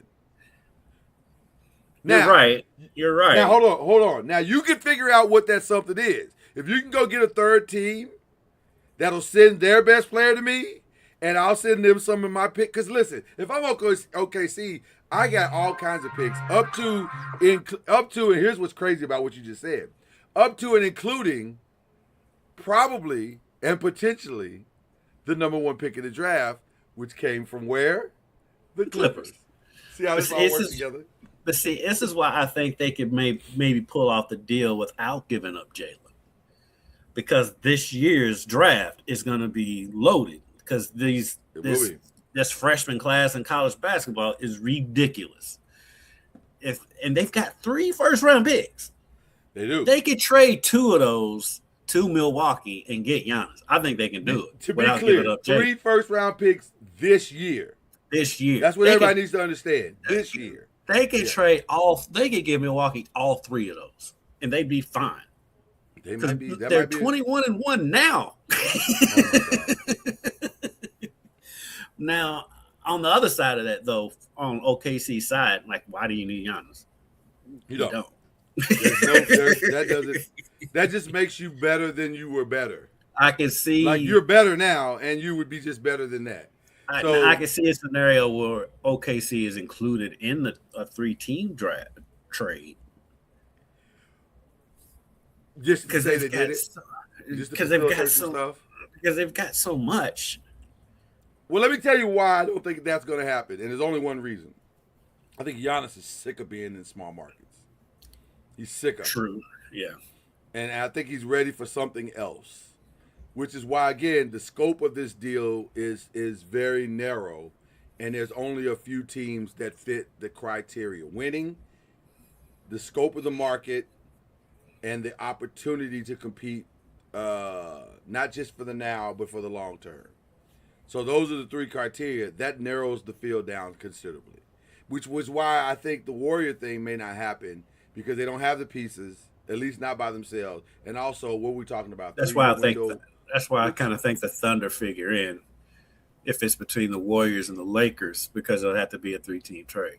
The Thunder would have to be in that deal. And by the way, I think there's a great relationship that Sam Presti has with the Warriors organization. Right. So there's some play there. But it's and by the way, let me throw this in as well. I think this gets done before February. I think it gets done like sometime between. I don't know. It might be a trade. It might be a deadline thing. It may go all the way to the I don't know. And let me tell you why. Because like Giannis is out again. Yeah, I'm gonna say this is the reason why I say I think it gets done earlier. Because if it's what I think it will be, there's a path to competition. Even though you don't have to listen. To me, if he goes to the Lakers, that's it. That's all you need. You don't have to win a championship this year with that team. You don't have to. It'd be great if you did, but you don't have to because you've secured your future for the next 7 or 8 years, maybe 10 years. You're good. So it's not a big deal if you don't win this year. And by the way, to pull this off, you may not win because you're going to lose Austin Reeves. That's done. You're going to lose probably Rui. That's done. You're going to lose LeBron. That's done. So it's going to be challenging to win a title when you're having to do training camp again in February. Yeah. So I don't think losing LeBron's going to hurt him. Well, the way he's playing. Well, here's what I mean by that. It's right now, the best part of what the Lakers are is that they don't have to really do anything. They've got a pretty solid team. They're probably going to be 2-4. Because, I mean, if we're being honest, after this season, they can just let LeBron walk. They don't have to. Well, they're going to let LeBron walk. But also, here's the other part of that. They may let Austin Reeves walk. I think the reason why the Lakers are feeling pressured to do it now is because they don't want to have to come to the reality that they may have to pay Austin Reeves $40 million a year for the next 5 years. Why do you, with all due respect to Austin Reeves, who I would say has earned his money. He's earned his money, but yeah. But do you want to do that if you're the Lakers?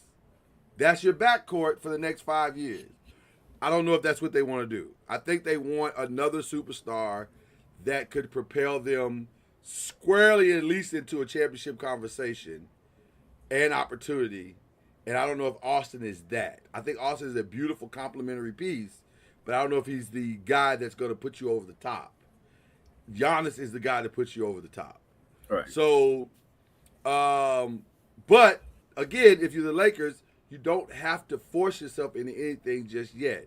But if you can get this deal done now, it makes it so much easier for all the things you're trying to do long term.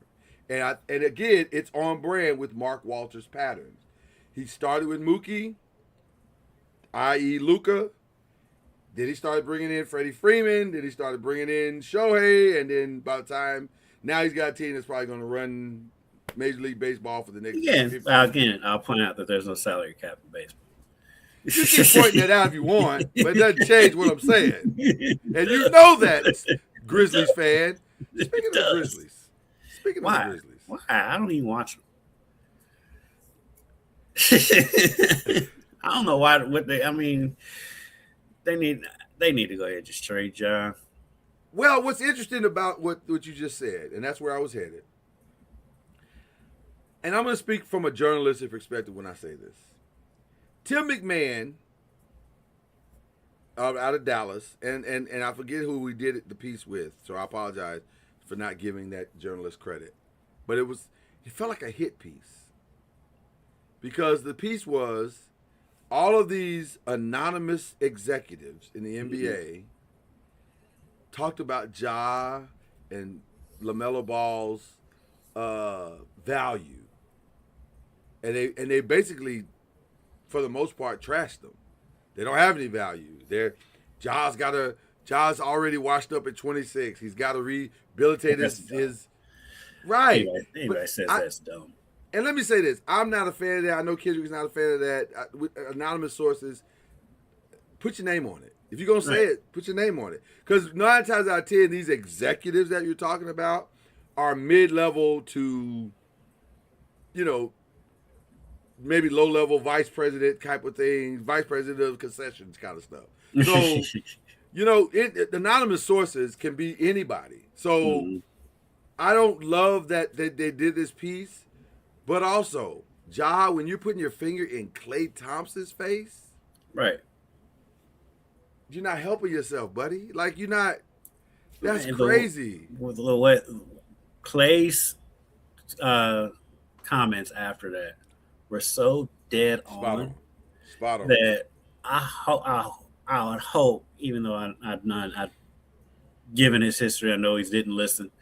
Right. I hope Ja listened to that and took it to heart, because what he said was so spot on and so accurate. And this is coming from, and it sounded like it was coming from a place of where Klay wants him to be successful. A good place, yeah. And this is right after all that happened. He wasn't going in there being bombastic and because that's not Klay, because he's much more thoughtful than that anyway.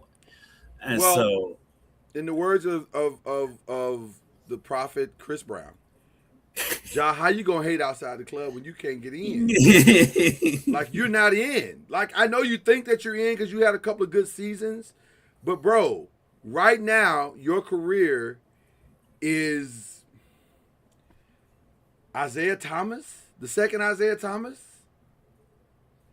A couple of good seasons, but never reached his potential. How do you he got to a conference final? I'm just saying you're not. You haven't done anything. You're just all you are right now is potential. Right. We see it, but you're not. You haven't done anything. So to hate on Klay Thompson, fam, stop. Like, come on. You look real crazy. Here's how I knew you were crazy. You were looking crazy out here. When all the smoke guys can't defend you, because they defend everybody. Right. I love those guys, but they have their brothers back, and I love that about them. But when they said you out of pocket, fam, you out of pocket. So the thing is like how we expect him to grow up when there's video of his daddy over on the sideline dancing and acting a fool. And it's just like, bro. So where can he go? It's clear it's a divorce. He's got to go somewhere that has vets. Okay, period. Where would he go? What makes the most sense? I know where I would like him to go, but this is for purely entertainment and selfish reasons. Where?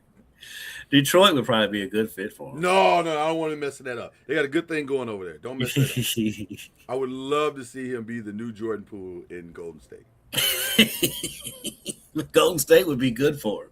Be fantastic for him because Draymond Draymond is going to pull him into a locker room and say, "Listen here, Lil, I will beat your Jimmy whole entire." They would probably jump him in like a blood and crip initiation. If you even think about acting a fool here, we gonna daily whoop your tail. So they would get him right. I think they'd give him some act right. I hadn't thought about that, but I do think that would be good for him. And I think it would be good just to get his career back online. It'd be a good fit too. I mean, you can finally get up out from under Kuminga. Yep. Because they still can't figure out what they want to do with him. You can get out from under Kuminga. Only thing is like Ja's going to command a huge salary after next year. But 3 years under Steph and Draymond could But be you're the gonna be- correction, the course correction that he needs to get his career For moving him in the right personally, direction. yeah. But I'm thinking on Golden State's side, you're already in the second apron now. Yeah. I mean, that's I don't know if true. they can afford it. So, And while, well, it depends on how you choose to handle it. Because if it's a trade, maybe you say to Ja, listen, your money is contingent upon you acting like you got some sense. Because is his salary locked in? I don't think so. He's got another year. But what I'm I saying tell is, you where else makes sense for him. go ahead. Houston. Van We Vliet's just out. But we just said don't do that to James Harden. Why are we doing this to KD? Why are we doing this? Does KD deserve? KD done been through enough. Why he got to go through that too? I think KD can get it right though. I don't know. He ain't vocal enough for me. If KD were louder, I would say yes, but he ain't loud enough for me. KD's more likely to shut him out than to bring him in. You are sure. You're very right. He's like, I'm not dealing Well, with for this. the hilarity and for the comedy of it, you was talking about you want to see it funny. Minnesota's is the place for the comedy of it. I would love to see Anthony Edwards snatch Ja's chest. He won't. He would. He I won't. don't know if I think he would. You don't think he I would? don't- No, because they both one and the same. It's just Anthony. It's just that Anthony Edwards doesn't. He doesn't get into it with anybody except for KD apparently. But Well, you his know, vice is different. His vice is different than Ja's. Right. Anthony loves the women. He loves the Yeah. ladies. Yeah. And the ladies love Anthony. But But Anthony has respect though. He has a lot of respect for guys. He doesn't do that. He doesn't do all the wild. He doesn't do any of that. Like he reached out to Michael Jordan this summer and got some tips and I mean he from that perspective, there's some goodness in now the conflict would be him and Julius Randle. They'd be fighting. Yeah. They would absolutely. Julius ain't having it. Julius will punch that dude smooth in the throat. like, what are you doing? Shut up. So what do you think about Boston? Now I don't think the Boston fans will have anything to do with him. They would hate him. Yeah. They would absolutely hate him. But You got Jalen would be Brown. a good mentor for Jalen Brown would be him an excellent mentor for to him. help him to see things beyond basketball and to really understand how his brand is being affected. Jalen would be a phenomenal mentor for him. I think he would be a phenomenal mentor for him. Jason Tatum would be a good mentor. Jason for him. Tatum would be a good basketball mentor for him. I like that. I like the Boston thing. I actually do like the Boston thing. And but at this point though, with Ja though, I'm surprised that because we always rail about how they don't have any vets on the team. That's part of the problem. Right. I'm surprised, or maybe they have and he's just not listening, that some of the other vets just in the league in general haven't reached out. And see, that's where I'm going to. But maybe they have. I don't want to throw him under the bus because maybe they have and he's just not listening. I was going to say that's where I think the problem is. They have reached out. I think some of them have reached out. He doesn't. But he's also holding the keys to the car. Same thing with Zion. Stop me if you heard this.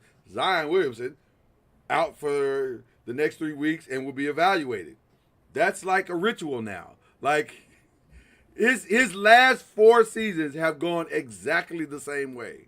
Every year he comes in, and what did I say this year when he came in shape? So it's the same thing, and so I think people can only do so much. And by the way, I saw the greatest meme so far that I've seen this year, that the 2019 draft may prove that Tyler Hero is the best player of that draft. Because right now, Tyler Hero is the best, and not because he's the best, but because he's the only one that's still playing on a consistent basis. And I was just about to say Miami would be a good spot for Ja too. Not the city, organization. Yes, because Ja could be exactly what Bam needs, and Bam will get him right. Bam for sure will get him right. Bam don't have to get him right. Well, Udonis Pat's Haslam gonna get is it right. still no. Udonis Haslam is still in Miami. There. Yeah, he's still around. A lot of act right in Miami for sure. Yeah. The concern is though, Prime 112 is right down the street, In Miami. and it's Miami. But how often you really hear about Heat players getting in trouble? You don't, and that's the X factor. Because Heat players understand that their kryptonite for other teams is Miami. Right. So as long as they have that working on their side, they win probably 20 games just because it's Miami. Yeah. And you got to survive Miami. Yeah, you got to survive the Miami flu. Right, and then play us the next night, which most teams can't. So yeah, they're gonna win 20 games just on that alone. So also, I'd love to do a study. I'd love to do a study to see if most of those games that they win are in the winter. Well, the whole sport's in the winter. but what I mean is it because it's so cold in other places that when you get to Miami, your study should look at the cold weather teams, like that's Chicago, what I'm saying. Milwaukee, That's what I'm saying. New York, when they Indiana. get to Miami, it's a real vacation moment, and they're like, "Oh man, we're free from the cold, and we get to do this." And then all of a sudden, you're getting beat by 30. Right? That's what I'm saying. That's what I'm saying. So I don't know, but this is a weird. We're headed toward. The reason why we bring this whole thing up, that we're headed toward a very strange deadline scenario. Because Ja, Zion, Giannis, Trey Young is being thrown in there. LaMelo Ball, which the LaMelo Ball thing intrigues me. Because I think LaMelo... He intrigues me too. Because, Charlotte is such a trash organization. They are. And always have been. Yes. I think LaMelo... Well, one main thing with LaMelo is his health. If he can get somewhere... I mean, he could be one of those... I think he can be one of those deadline deals that takes a team that's flirting with the play-in to a home court advantage. And so... I can see Miami maybe making that move. Let's see who else would be in there. Houston. I can see Houston making that move. Yep. Your boys could make that move, but I don't know if that works. But that move happens if the other moves happen. Yeah. Yeah, you got to make a move like that because you're going to lose, right? Or I can see Golden State making that move. It works really well for Golden State. It's feasible, player-wise. But here's what LaMelo is that people don't talk enough about. He's actually a really intelligent basketball manager. In other words, he manages a game very, very well. He realizes how to get his pieces involved and make them play and get them the ball in the spots they need to get it. He's really good at that. Mm-hmm. And that there are some teams like a Golden State who need specifically that skill set. Yep. So I could see that happening, but I don't love the narrative that he has to redeem his he doesn't. He's just been injured. But what is the motivation to stay healthy in Charlotte? Like, right? What are you staying healthy for? if I got any kind of nick or knack in Charlotte, I'm taking the time off. 82 games. You play playoffs anyway. You're right. You're just getting cardio. Right. And collecting my check. That's all I'm doing. Well, I mean, we was talking about free James Harden. We also need to free LaMelo. Free LaMelo. He doesn't deserve this. He doesn't deserve this. This is going to be a very unique deadline. So stay tuned over the next week. And like you said, like you said, not even the deadline, just that December 16th date. Yeah, once that hits, we're in play. Everything's in play. Everything's in play. So it's going to be very, very interesting. So That's what we got. Do we want to? We don't want to talk cup, do we? We don't care, right? Okay, we'll leave that alone. Let's get to what we really want to talk about, which has nothing to do with basketball at all, by the way, because we're now in the other stuff. I saw the Diddy. I ain't watch it because 50 did it. First of all, let me be very clear. Let me be very clear. It is a 50 Cent produced documentary. It could not be more petty.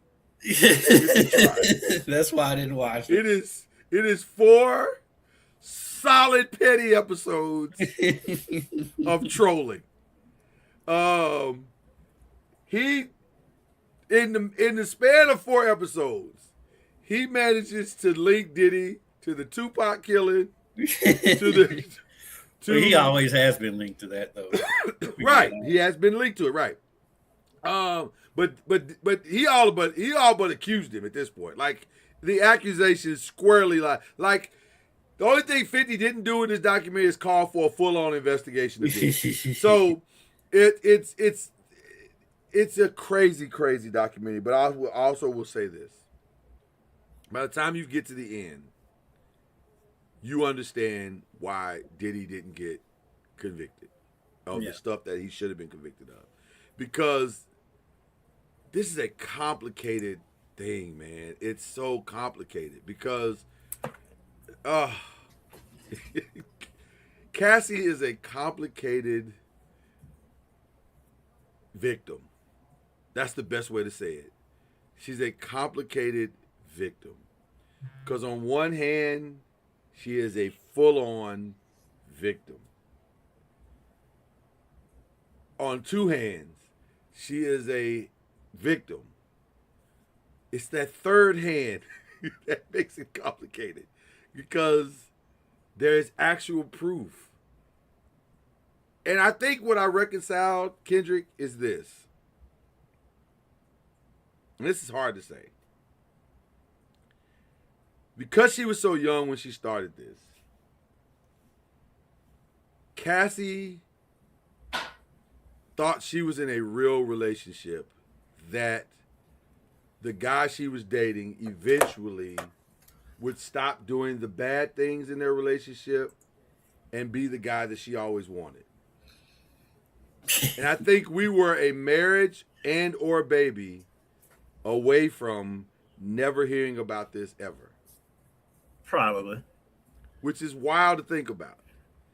But I don't think I'm wrong. And I think the documentary supports that. But also, he is an awful human being. He is an awful human being in every sense of the word. And by the way, justifiably so. If you look at the totality of his life, he came from very challenging beginnings. But, 50 could not have trolled this man any more effectively than this. I found a clip. What's the comedian? He's on the Daily Show, black kid, real thin with braids. What's the kid's name? I love his comedy. Josh Johnson. Yes, Josh Johnson. Love Josh Johnson. Shout out to him. He's one of my favorite up and coming comedians. Yes. He a clip of his stand-up saying, imagine hating somebody so much that you do a documentary. that you hate somebody so much that you call somebody and be like, yeah, we can be there and sit up for an interview around 3:00. Josh has a lot of Dave Chappelle in him. He's very brilliant. A lot of it. He has a lot of Chappelle brilliant. But his delivery is him. I mean, it's so deadpan and it's so authentically him. You like when you I love him. It's when he's one of those comedians where you can hear his style and not even see him, just hear him and you know it's him. And you know it's him. And you know it's him. Out. He's so good. He's so good. I wish they would just go ahead and give him the Daily Show because I think he could carry it the same way Trevor Noah did. Maybe even better than Trevor in some aspects because his style takes a little getting used to. Yeah. But once you get used to it, it's brilliant. I really am looking forward to his blow up because it's coming. I am too. I am too. It's I think he's got next for sure. Listen, go watch it if you want to watch it. If you're I will triggered by it, say, I totally understand. I will say that you got me intrigued to consider watching it. But I know who it's coming good. from. It's very good, but it is a full-on troll situation. I don't want you to be deceived in any way, form, or fashion. See, that's my conundrum with 50 in general. Yeah, because 50 is creative. 50 does do good TV. He knows what good TV is. And also, he is petty as hell. He's so petty. He's petty as hell. I mean, 50 is so petty that he might have beef with us if he finds out we was talking about him being petty on this show. And by the way, I'm a fan. I am a fan of 50. I watch all the Powers and the BMFs, and I watch all that. I love it. I quit after the first Power. I didn't watch any of this stuff. Which I completely understand. But also, I want to stay on 50's good side. I never want to get on that man's bad side because he is a relentless troll. Like, he trolls for life. The thing is, though, and I'll probably will get on his back. He can only troll that way because he can't troll on the mic no more. No. Well, yeah, that was Kendrick that said that. I didn't. Hey, I didn't say that 50. I'm saying you gotta do is check the record. I mean, he started that with Kanye. He did. He did. Started that with Game. I miss Kanye. Don't you miss Kanye? The old Kanye, yeah, I do. Now every time he talks, I'm like, why are we listening to this fool? Kanye, I was doing something with the girls. And one of his songs came on. I said, "Oh, I remember that." Yeah, it's like I remember that kid. He was a nice kid. He was a good kid. I didn't talk to you about this on Bleav in the ACC, so I'll bring it up now. What did you think about last night? Good loss for Louisville. Very good loss. I thought the exact same thing. They kind of felt like, I honestly felt like they were smelling themselves. They were, and I think they thought that they could just do what they do, and it'd be fine. It'd work out. And then that first half, it did not work out, and so now Pat can go say, "See, that's why you can't let your foot off the gas." Because they're better than Arkansas. Let's be very clear. They are better. They are better than Arkansas. But Arkansas is okay, but they're not Louisville. But shout out to Michael Brown, because my man Brazil having the half of his life. I've never seen somebody get dunked on so hard that they got hurt. You got dunked on so hard he sprained his ankle. What? And let me say this. That dunk came out of nowhere because it was just like he had just hit a three. It was funny because Mikal seemed so frustrated by that three that he was like, "You know what? You think you're better than me, don't you? You really think you're better than me, don't you?" And he just said, "I'm going to show you right now. I can do this anytime I want to." And I was like, "Jesus, man, what is?" I've never seen anybody sprain their ankle either. That was wild. The way his game changed from that point for the rest of the game, he still took a lot of bad threes, but he started getting to the hole more. Yeah. And it made me wonder. Remember when I told you when you unrightfully humble flex me about his dad sitting behind him? It was a crime. A crime was committed when you agree to disagree. Flex me on that. Whatever. Agree to disagree. Whatever. But I think his dad had to be somewhere in that arena. Listen, because when he doesn't go to the basket, his dad gives it to him, and then and I guarantee you, if his dad was there, which I didn't look to see if he's behind because he would have been behind the bench. Right. That's when he started going to the hole. Yeah, and I guarantee you, his dad said something. I think it was the perfect loss for them at this time of the season, and I think you're going to see it show up Saturday in the Indiana game, because I don't think they're going to let their foot off the gas or play a less than effort against Indiana. I think Indiana's going to pay the cost. And Indiana's a good team. They had a bad loss. They had a bad loss in Minnesota last night. Yeah. Minnesota, what are you doing storming the floor against the number 22 team in the country? What are you doing? Yeah, stop. This has got to stop. You know what? Let's take a moment right now and give this PSA.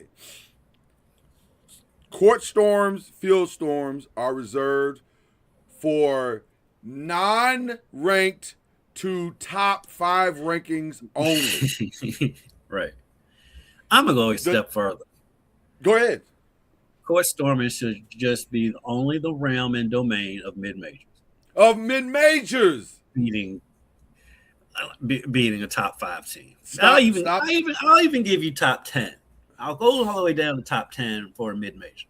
10 is stretching, though. 10 is stretching. Like Murray State beats the number 10 team in the country. I'm fine with them storming the court. If Moorhead beats the number 10 team in the country, you're storming the court.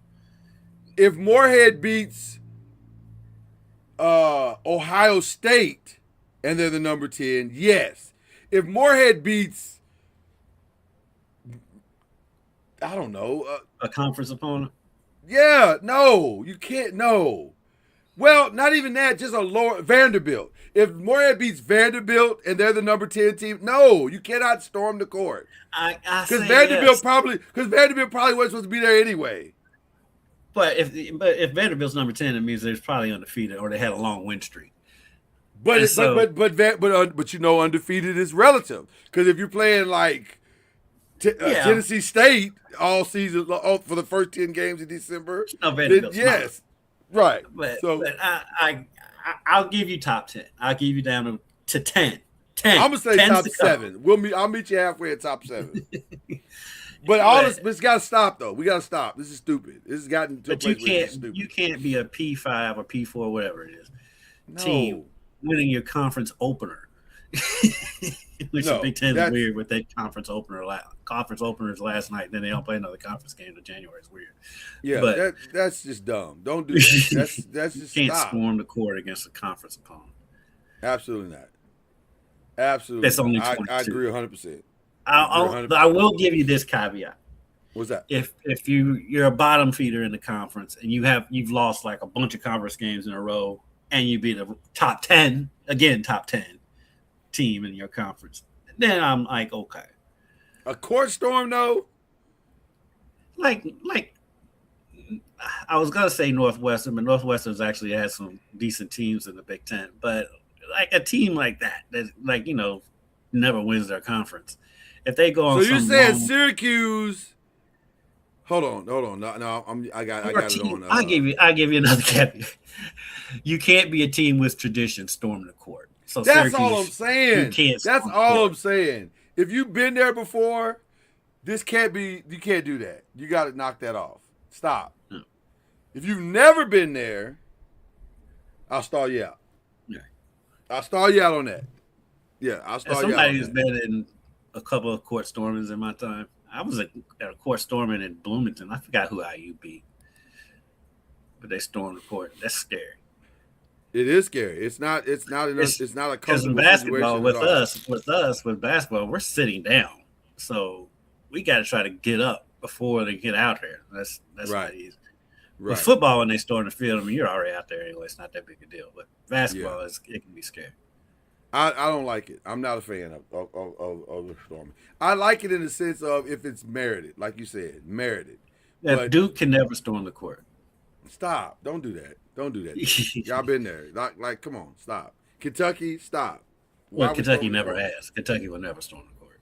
Yeah, and nor should they. Should they ever? I've only seen Louisville storm the court once, and that was when they beat Kentucky, when Edgar Sosa hit that buzzer beater against Kentucky. Was that merited? Given the situation, I can stall them out on that. But we're talking about rivalry. I'll give you a caveat. Rivalry games, I'll okay it. Okay, but only in the sense that a buzzer beater, something like that, or shout out my man Sos. I miss Sos was one of the nicest guys you ever met. He used to get it from Rick.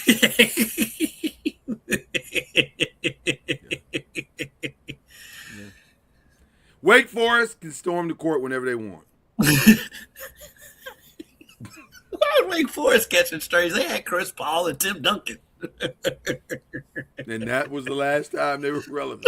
They can storm the court whenever they want to storm the court.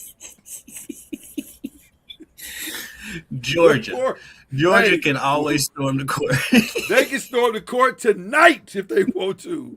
Don't care.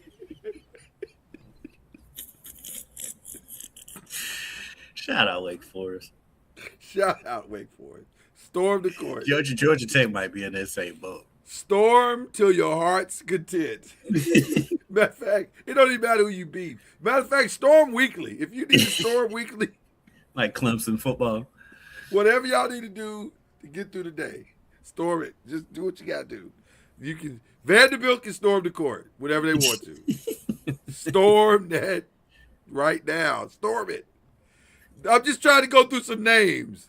There have teams that can storm the court. UCF storm the court. West Virginia. No, West Virginia's had some success. No, West when Bob Virginia was is there. yeah. When Bob was there, they Jerry had West some- played there. You can't. Yeah, I would say The no logo, to if West you had Virginia. if the logo played it, if that's Right. your alma mater. Yeah, you can't be storming the court. Northwestern, listen to me. Y'all need to storm the court. Like y'all need to storm in win or loss. It don't even matter. Just if y'all can keep it within Stanford. 10. If y'all can keep it Stanford within 10, storm the court. Yes. Stanford men, men. if y'all can keep it within 20, storm the court. Like we only lost by 20. Yes. Storm the court. It's okay. You are forgiven. I think that's it for them. It probably needs to be it. Yeah, it's not a long list. I'm saying this is not a long list, but there are some teams that are given court storming. We're giving court storming privileges. Who else in the SEC for sure? That's probably it. Vanderbilt. But Probably honestly, no, Georgia. and Georgia, right? Georgia, and Georgia, yeah. Even though That's probably I it in the SEC. give props. Dominique Wilkins kid is nasty at Georgia. He's not bad. He's not bad. I don't know why he went to Georgia. I Because don't of daddy. understand that. But- He's following. Yeah, but dad. It's nothing like his yeah, dad. but that Georgia was actually a halfway decent team. This Georgia's all right. They're not bad. Ole Miss can storm the court. Ole Miss can listen. Ole Miss, Mississippi we State. give you the Vanderbilt Stanford rule. You might need to storm the court, even mean, in a if we- loss. If we being all the way real, if we're gonna go through the SEC, Talk it's to me. only about 4 or 5 teams who can't storm the court.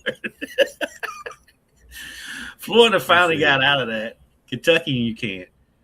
Tennessee can't. Well, Auburn can't. Alabama can't. Florida can't. Auburn just got to that level. They just got there, right? They've only been there about an hour and a half. You're right. I Them agree. and Alabama both. South Carolina was in the South Carolina, Was in they can storm the court. the men, Yes. not the women. The women No, can the never women storm can the never. court. No, a fan should never touch the floor in South Carolina. Matter of fact, women South Carolina leave quietly after every win because And you've been there. shout out to a million Don Stanley times. because they'll be here. They're here tonight. They play Louisville tonight. They play tonight. Yeah. Good luck, Jeff. I'm praying for you, brother. If you'd have heard his rant about his snowblower not working the other day, Oh, I would love to hear it because I know I it's opened the good. press conference today before they I played South know Carolina. it was good. Friend of the pod, by the way. Friend of the pod. Yeah, we're gonna get him back on soon. Jeff is a good time all the time. Our boy Charlie's still waiting on his first win, although he had a very solid opening conference game against Jacksonville, and it went to overtime. They lost 85-82. So they're knocking on the door. They're knocking on the door, and it's going to keep getting better. They just got to stay the course. These kids are going to figure it out. Yeah. And yeah, Charlie's doing a good job. So we're proud of Charlie. In case you guys were wondering, he's actually coaching his team now. So his time here may be not as frequent as it has been. Right. Okay, is that it? What else we got? Is there anything else we need to talk about? Let's just get to our shout outs. We've already been on for 2 hours. We have. These mashups are long, bro. Long. Oh, your Cowboys play tonight. Big game for my Cowboys tonight. I need to make a statement that you're not going to be prepared for at all. You're not. I'm just telling you right now, you're not prepared for what I'm about to say. I've conditioned myself to be ready for anything you have to say. I don't think you're ready for this one. I think the Cowboys are going to win the division. That doesn't surprise me that you said it. I think they're going to win the division. I don't see how. I think tonight will go a long way with that. If they can steal tonight, and it will be a steal because it's a desperate, desperate Lions team. But it's also a very injured Lions team. But it's also a very injured Lions team. If they can steal tonight, which, listen, I don't know what the Lions are going to do to stop, George Pickens, because nobody else seems to be able to figure it out. So, I think the Cowboys are going to win the division. Reason why I may have said it 2 weeks ago that I think they're going to win the division, and it's after they beat Philly. Yeah. Because it's not necessarily what Dallas is doing. It's because I think Philly is a dumpster fire right now. Yep. I think they were winning in spite of their problems. I think that loss to Dallas may have submarined their season, because you can get by with all the noise if you're winning. Yeah. But as soon as you lose, Philly is the dumbest winning team I've ever seen. You are so right. I don't understand. And by the way, watched Hard Knocks. Did not make it any better. Yeah, it started. Yeah. Oh. Yeah, the first episode. And by the way, Jameis is on fire already. Okay. You know what I'm doing as soon as we sign up. Yeah, oh yeah. He's on fire already. I took the day off, so I got all day. Wait till you see who he called. Lord. I love Jameis. Jameis is my spirit animal. Dude, we've got a Jameis Winston type in the media here in Louisville. Shout out to my boy Preston Harvey. Okay. He works with Kendall at WLKY. Young kid. Do I know Preston? That name sounds familiar. You don't know Okay. Preston. All right. Preston is Jameis. He looks like Jameis a little bit. Yeah. Never has a bad day. Sweetest kid on earth. Out there, beyond out there. Small example. It's a good time. Small example. And Preston won't get mad at me for sharing this because this is Preston. Okay. We're in the press room after the UK U of L game. We're in UK's press conference. One of the UK equipment guys has on these really thick, nice pants because it was so cold. And Preston's like, "Hey," and Preston will just start up a conversation with anybody. Yeah. "Hey man, where you get them pants at?" And he's like, he's like, "I figured they not vineyard vines or something." Preston thinks vineyard is pronounced vineyard. Argue with everyone in the room who was like, "Preston, it's vineyard, it's not vineyard." "Oh yeah, it's vineyard. Look how it's spelled."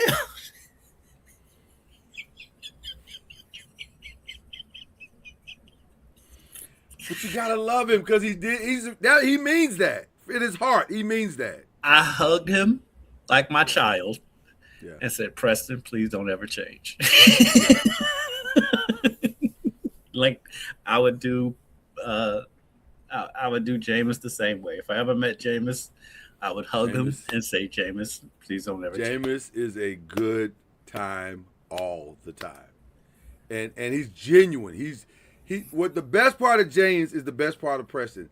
That's who they are. Yeah. And you just let them do their thing. Just let them go. Gotta let them go. Gotta let them be who they are. Okay. So shout out to the Hard Knocks has been beautiful already. So I'm who else? Who else we shouting out? Anybody? You think of anybody else? I'm a shout out. Even though he's getting a lot of publicity and he's probably a little young or early and young for him to be getting it, but to Pierre Rondo, Rajon Rondo's son, 8th grader. If you want to see his highlights, just go to my Twitter page. 29 points the other night. You think it's early?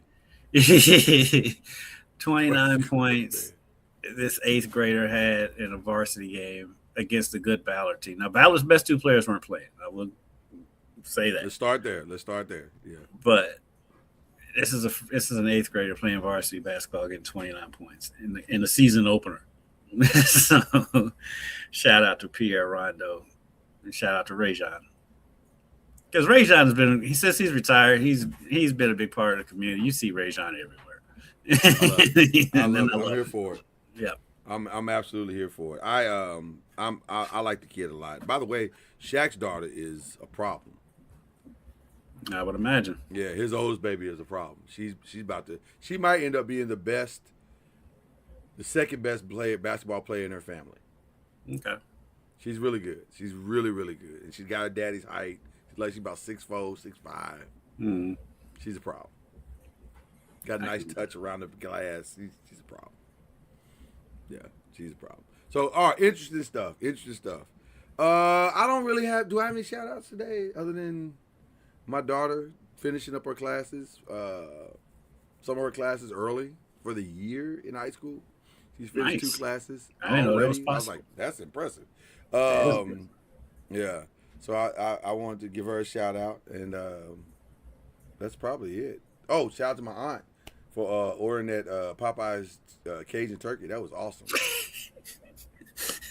I'd never had it. I never had it. I've always been interested. I've always been interested, and she did it. Now the thing was huge; it's like 22 pounds. Mm-hmm. But she needed every inch of that turkey because it was really good, and we all ate it. I bet. I mean, it looks good on the commercial. It looks good on the commercial, and it lived up to the hype. It was really good. I'll think about that for Christmas. Jacob, that's what I'm saying. I don't think that's an under. I don't think you shouting him out too soon. I think we're just ahead of the curve. Because I'd seen him play before, but it was against other little kids. Yeah, this first time I seen him play. He can ball. He can ball. He got his daddy's IQ. He actually played varsity last year. I forgot. He was a backup, but now he's starting. Yeah, he's got his daddy's IQ. He's gonna be a problem. He's gonna be a problem. By the time he gets to a senior year, waiting on that growth spurt to hit. Once that growth spurt hit, look out. No, I'm just saying. He's gonna be a problem. Okay. But yeah, that's all the shout out I got. And again, shout out to 50 Cent for keeping it petty. I mean, you know. I can't argue with a man's petty. I want to, but I can't. You're a big fan of the petty. I like the petty. You like the petty. I like the petty. I do. All right. We're out of here. We'll give you 2 hours worth of quality content. Doggone it. What do you want, our souls? You know, I will give them that 10 minutes of us trying to figure out the internets was probably not the best. I love this. I love it. I've been playing with it the entire time. I love it. This is long overdue. Google or Microsoft or whoever put this together. Long overdue. All right.